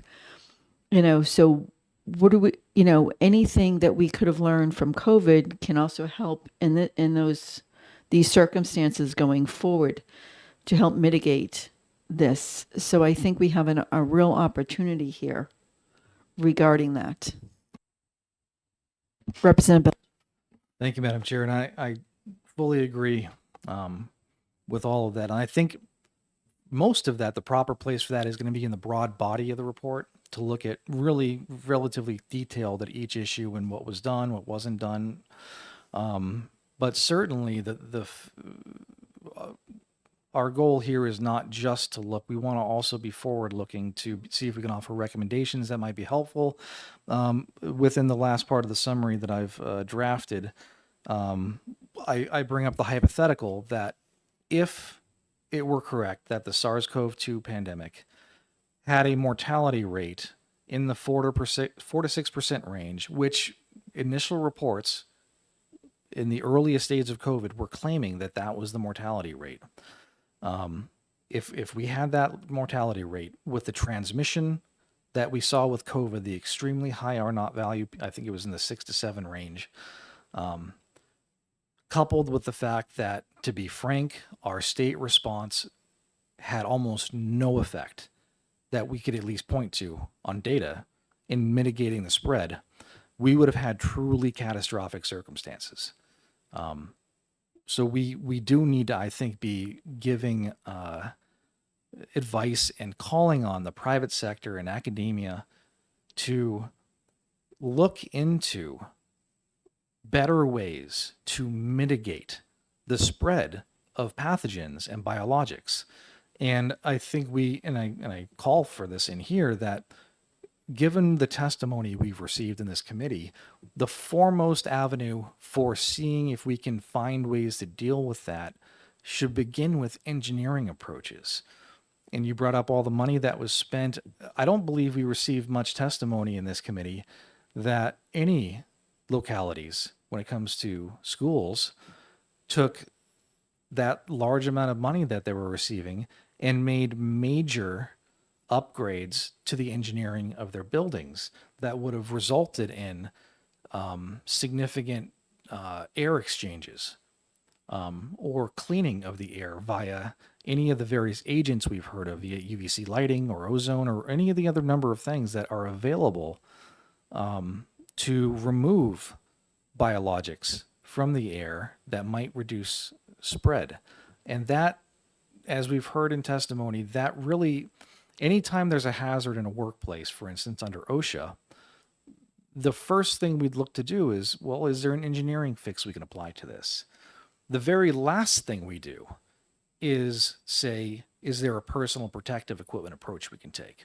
Because a personal protective equipment approach, first of all, it relies on a high degree of competency and following of really technical directions by the person utilizing the PPE. And I can say that as an ex-paramedic, I had to go through fit testing and all of this other stuff. And it's not something that everybody in the public is just going to be able to immediately adopt. So we always look to engineering protocols first to see if we can control the threat. And that seems to have been the last thing that was looked at during the pandemic. We jumped right into personal protective equipment and just kind of jumped over the engineering approaches to deal with the problem. And I don't know if I have a good answer as to why that happened, but it does seem that it happened, and we really need to flip that paradigm and look first to engineering approaches. I agree with you. I mean, I think that it's one of the first things we learned in this committee that was overlooked, that we would have just taken for granted. And I think that government entities, they get sometimes bogged down and they don't look at that. And that's why this report, I think, will be so important, is so that it will give them kind of a guideline on what to look at in the future. We heard testimony that really the target people for getting COVID was the elderly, anyone over 70. Children were really at no risk for COVID. And still to this day, I believe that's true. So, you know, with shutting down the school systems, I understand some people, teachers, but the majority of your people in the school system are the children. So that begs the question, but yet certain people could still go to work. I was one of those that had to go to work every day. We all went to the grocery stores. There were things that we just had to keep doing in our daily lives to, interact with the public.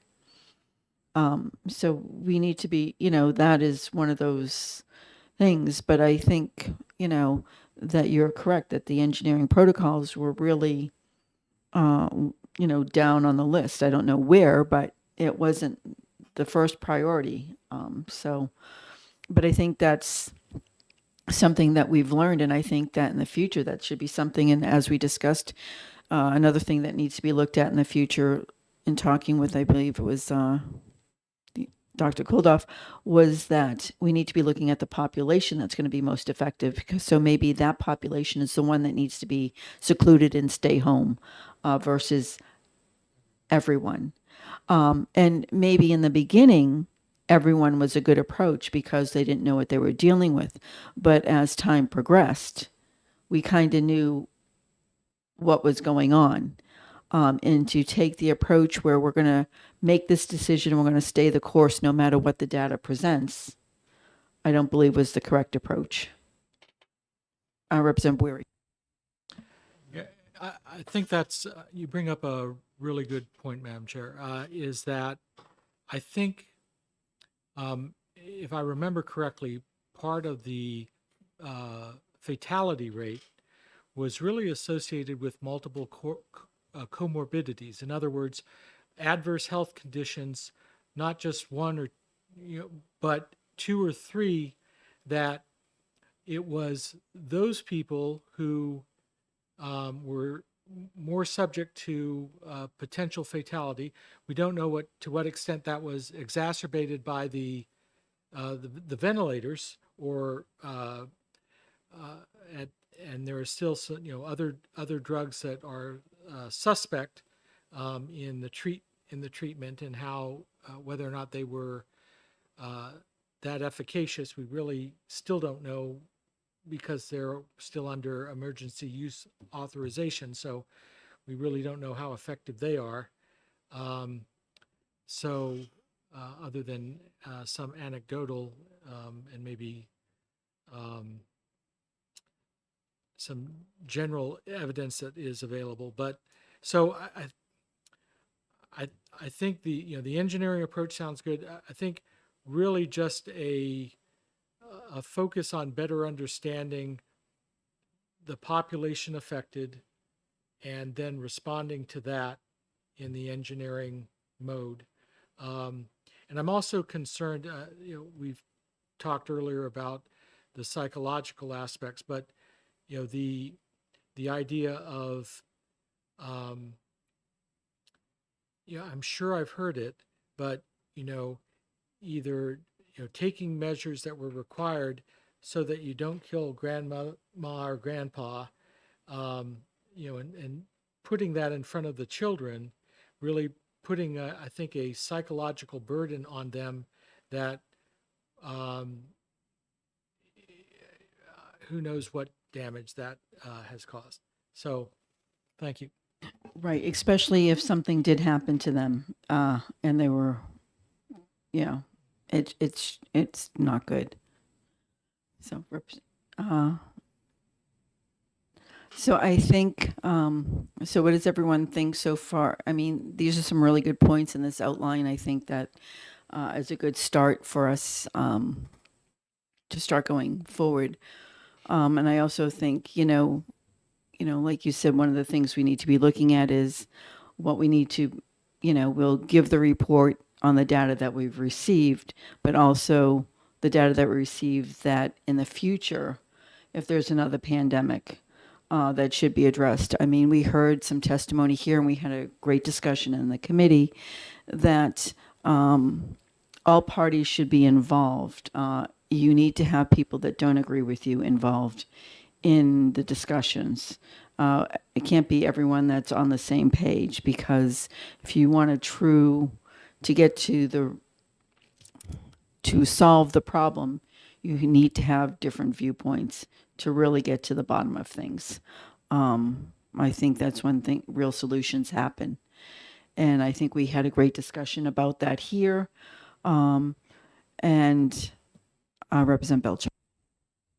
Thank you, Madam Chair. And just to round it out, the last section that I put in here for people to our consideration, it references the AAR, or the after action report that was commissioned by the executive. I don't know exactly where to put this in the report yet. We'll have to look at it. But I just want to address that there are certainly some things. I hope we had a lot more time to talk about that report in some detail in the committee. Maybe we have a day or an afternoon or something for it. That would be great.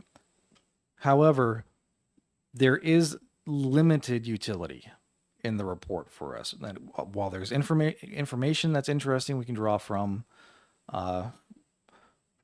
ultimately the nature of the report is such that it was a survey questionnaire to various persons identified as being quote unquote stakeholders, and it asks questions of them like, do they believe this thing, or how do they feel about this thing?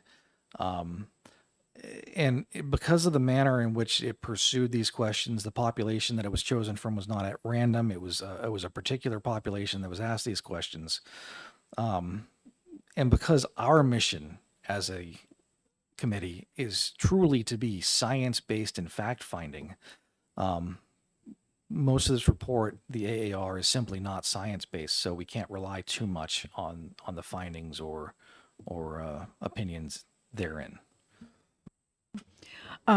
So I agree, we need to have a discussion about that report. I have reached out to Director Buxton to see if he is available, although we have limited time. So it may be that we have to have that discussion about that report just amongst ourselves. And maybe next Friday may be the day that we do that if I don't hear from him for another date. So if anyone has objections with that.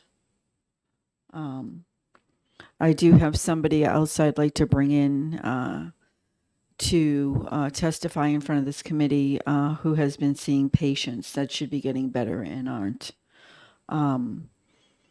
So I don't know what his availability is yet, but I'm going to try and reach out to him to come in here because obviously as a doctor, he can give us some insight. And I think having insight from a doctor that sees particular patients, I mean, that's not his only patient base, but yeah.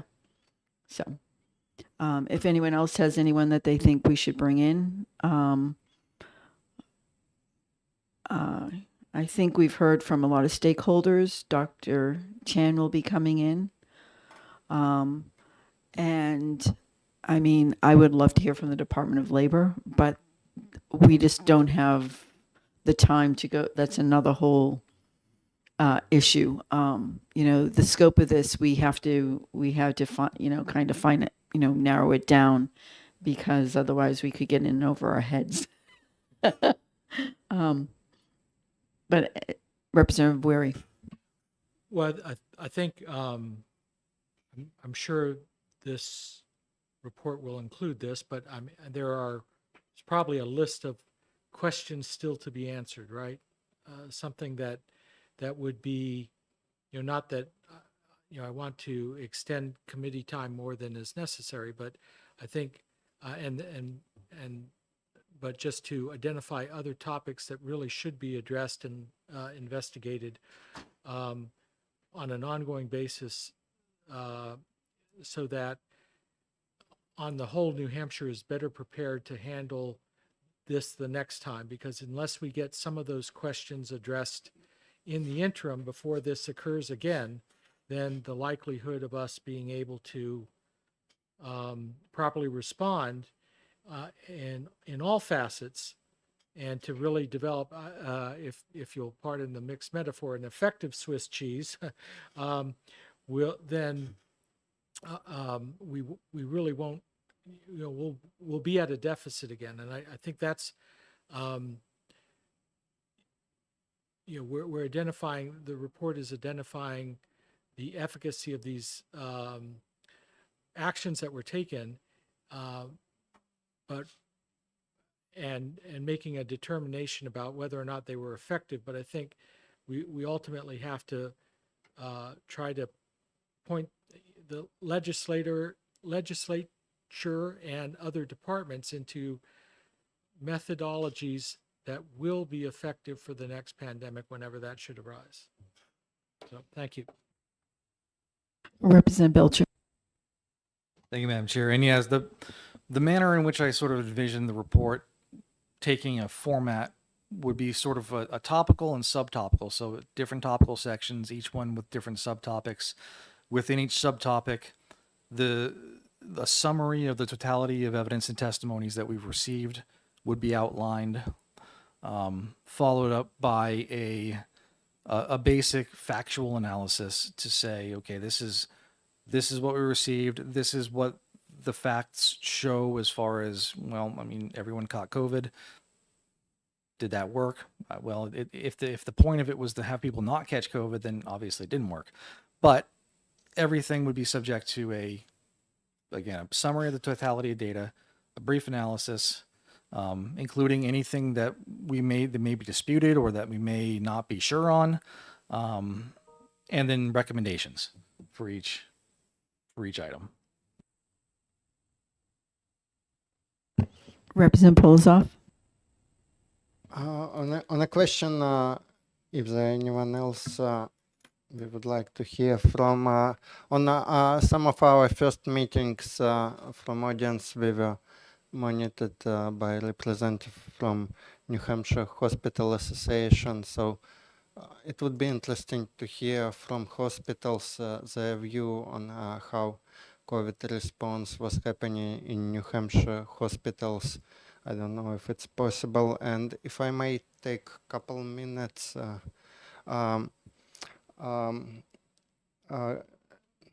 we had a representative from Children's Health Defense today, and earlier this organization released documentary called Vaxxed 3 Authorized to Kill. So I was able to watch it in New Hampshire cinema, and I would recommend, if you ever have like a couple hours to spend, to watch Vaxxed 3 Authorized to Kill documentary, and it will be released to public early next month for free.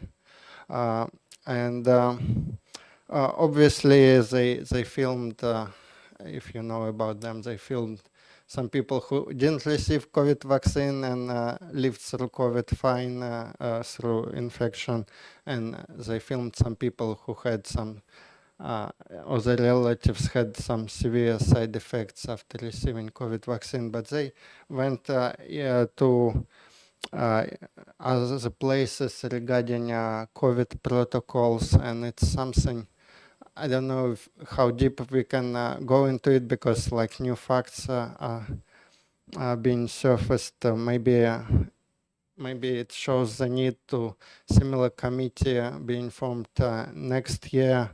Today and in our previous meetings, we already discussed this overly aggressive ventilations that was oxygen ventilators being applied overly aggressively, and eventually it was shown that it will be more beneficial to survivors not to apply it on early stages as aggressively.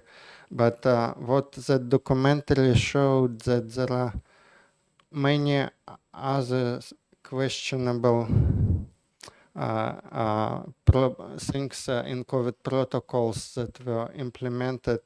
Like one of allegations, that assumption was that people experiencing COVID infection and disease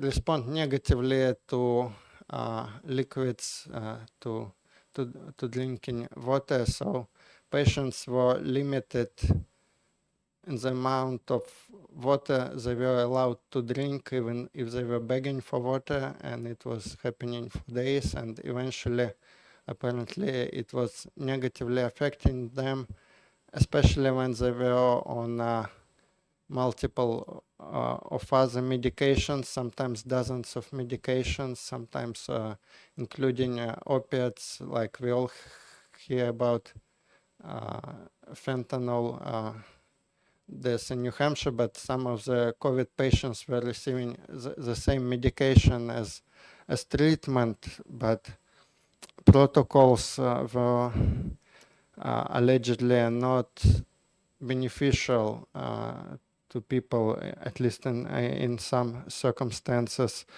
And similar, like there's some discussion about Veklury, remdesivir being, at least some portions of it being removed from market for unrelated reasons, but there were some initial safety concerns about the drug when it was initially tested in Africa and showed a high mortality, and there are some allegations that we heard in testimonies about increased level of acute renal failure. And basically, if it's antiviral drug, it makes sense to take it for a certain period when virus is replicating in the body. On later stages of diseases, if virus is already not replicating, or if it's already stopped by this or other drugs, it's probably counterproductive to keep giving the drug for days and days and days and days, especially even if insert for the drug specifically states that prolonged consumption of the drug leads to certain side effects. So there are multiple allegations about COVID protocols that were used in treating people with COVID who was hospitalized, and it would be interesting to see like how that practice was introduced, evaluated for effectiveness and safety, and how it's currently implemented or not implemented in New Hampshire hospitals. Thank you. Just a quick question on the documentary. Sounds very interesting. Did they have information at the end of it to corroborate where they documented that information so that we could see that? Do you know?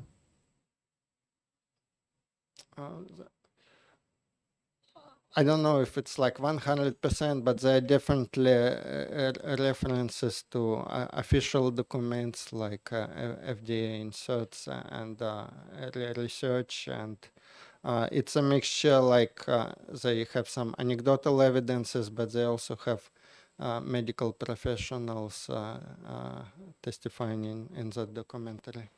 Okay. When that becomes public or whatever, could you send that to the committee, and Yes. if anyone so chooses, then they can watch it? I mean, it sounds like it's not going to be out until after our report, but so.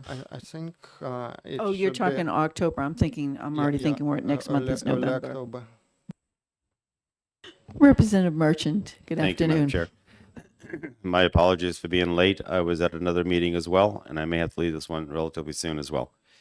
In regards to the report, I want to be sure the committee is mindful of its charge, and it's to evaluate the state's response to the COVID, not to evaluate COVID itself or evaluate the merits and so forth of the vaccine. I would go back and say at what time, what information was available, how that information was utilized, and talking about some of the infrastructure that was available to the state to respond to it. But be careful about going down into a different path and off to tangents dealing with the efficacy of the vaccine, the approval of the vaccine at the federal level and so forth. I mean, that to me is beyond the scope of what our charge is. So I'd like to be sure we narrow down to what our charge is in our report so we stay within the guidelines that we're given. I don't know if you've had a chance, but Representative Belcher just sent out kind of like a draft to the committee of what he was thinking. And he kind of presents things that were presented to us specifically. And then discusses some other things. And before you got here, we were discussing some of the things that we learned that maybe in the future during another pandemic that the state should be looking at, that they didn't look at. So I think that's important. Representative Belcher. Thank you, Madam Chair. Just to respond to the matter of vaccines, but I'm sure it extends beyond vaccines as well. It would be my interpretation that because the charge of this committee is to evaluate the efficacy of the state response, and all of these measures, including vaccines, were part of the state response as they were recommended by the Department of Health and Human Services and other authorities. They certainly would represent part of the state response that is within our purview to review. Representative Merchant. Thank you. Yes and no. I would say we're not here to second guess the FDA.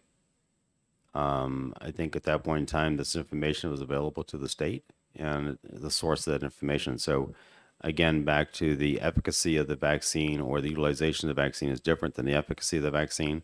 I think utilization of the vaccine, your point is trying to make it tied to the efficacy, to the utilization, which I understand. But again, I'll go back to the report itself. We're talking about the response to the vaccine versus looking at the efficacy of the vaccine itself. So I just want to be clear that in the report, as we write the report, two things. One is that the report is in fact balanced between the pros and cons.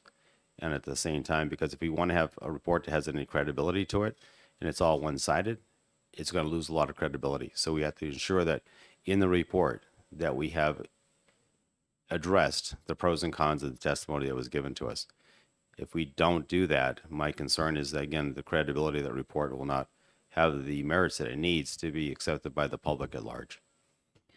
I agree with you wholeheartedly. Representative Ware.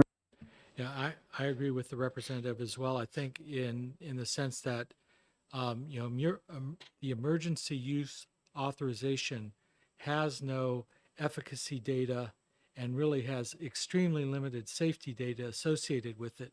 So I think, we certainly cannot comment directly on that. I think we can evaluate how New Hampshire incorporated emergency use authorization vaccines in the context of having limited efficacy, having no efficacy data associated with the vaccines and having extremely limited safety data. So I think the representative is correct, and I think we have to really be very precise and accurate in our evaluation of that and the use of the EUA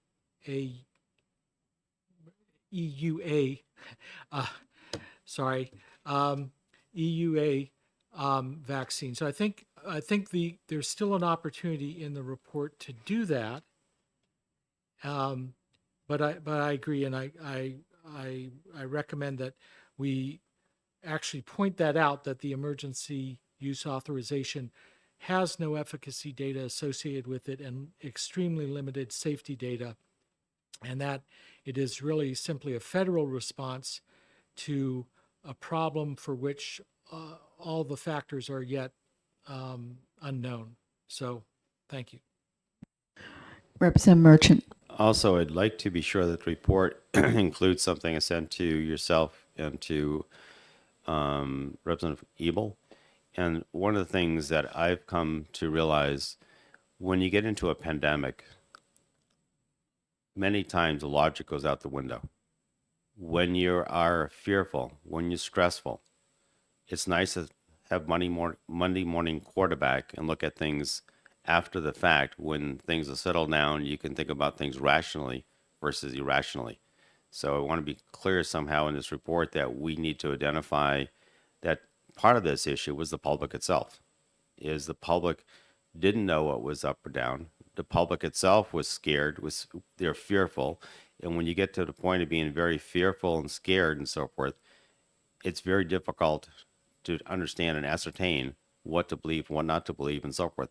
That played a lot into what happened, I think, in our state as well as federally and throughout the world, because the whole pandemic was just exactly that, paranoia. Representative Wary. Yes, just to echo on to what Representative Melker said, is that and I actually had testified on for another bill on the CDC and some of the problems that occurred with the CDC. And by their own admission, they gave conflicting and vacillating testimony on what to do. And I think that very much added to the public paranoia and the fear in this pandemic. And I think that's a really insightful comment there, because I think part of the response is to, if you want people to act logically, you almost have to give them a decision tree. And part of what, and we were discussing some elements of this earlier. We're dealing with an unknown, virus, and we're not certain yet which, or at least initially, we were not certain which demographics were really most harmed by the virus. And then, so there was, again, that initial reaction, but shortly after that, if in the best of all possible worlds, to use a phrase from Voltaire, is we would have decided very quickly what demographic was most affected, most likely to suffer morbidity from that, and then found a way to effectively quarantine them and protect them. That should have been our mission as New Hampshire. And so I think, something along those lines, how we think through our response is going to be very important. And the decision-making process, Representative Belker mentioned earlier on the kind of engineering approach, being a chemical engineer, I'll be a mild plug for engineers, is that if we have that sort of decision-making process and know, okay, here's how we need to respond, or at least, here's a response that would have worked better during the last pandemic, that certainly puts us in a better frame of reference than we faced a few years back. So I think it's important to take some steps to counteract that paranoia and that fear, and we have to do it from both an executive and legislative perspective as well. I think that's imperative as well. So thank you. So we know that New Hampshire, we're not perfect, but we didn't do everything wrong, and we did some things right. And we heard from the Commissioner Edelblut that he tried to issue a positive message to overcome the negative fear messages coming from the federal government. So we had two competing arguments here in the state. But knowing that we had people in the state trying to promote it, be positive about it instead of just all negative, is a big win for us in the state. And, to our credit, we had to overcome the federal stuff. So we need to make sure that we understand the positives that we did and, getting out a positive message and not fear mongering at the state level. But it's really hard to overcome that as a state when everyone else around you is hearing something different. Representative Merchant. I concur with the chair. I think, and sadly, part of what happened was in my opinion, it fell into the political arena, and the political arena decided to use this to become divisive, and it played on the paranoia because we had mixed messages, we had mixed stories, if you will, out there and so forth. We were not consistent either at the federal level and sometimes even within our own state. So when you have a society that really doesn't understand what's going on, that is fearful, irrational, filled with paranoia, and you have two competing narratives, it's very difficult to get the society to understand which way to go. And I think as politicians, shame on us because we played into that narrative and we took it, unfortunately, as an opportunity to politicize it. And I think that's something also in the report is our response was not just our response, but we had two responses, if you will. We had one on one side, one on the other side, and unfortunately, the society and the public was confused because we ourselves were not united. Right, and I think we had some really good discussions when the Honorable Betty Gay was here, talking about bringing in people with opposing views in the future would be very helpful because then we could probably get to a real solution. And we need to gain back the trust of the public. And I think that needs to be one of the things that's really outlined in the report is that we really lost the trust of the public. Maybe not just at this, that maybe the state wasn't responsible, but I think surely at the federal level, which trickled down to the states. So, and I think that's an extremely important message that we need to get out there. Does anyone else have anything else they'd like to discuss this afternoon? Okay. Well, I will say that we are adjourned. It is 12:33 and we will adjourn, and anyone who can be here will be here on October 4th at 10 a.m. Thank you. Thank you. Have a great weekend.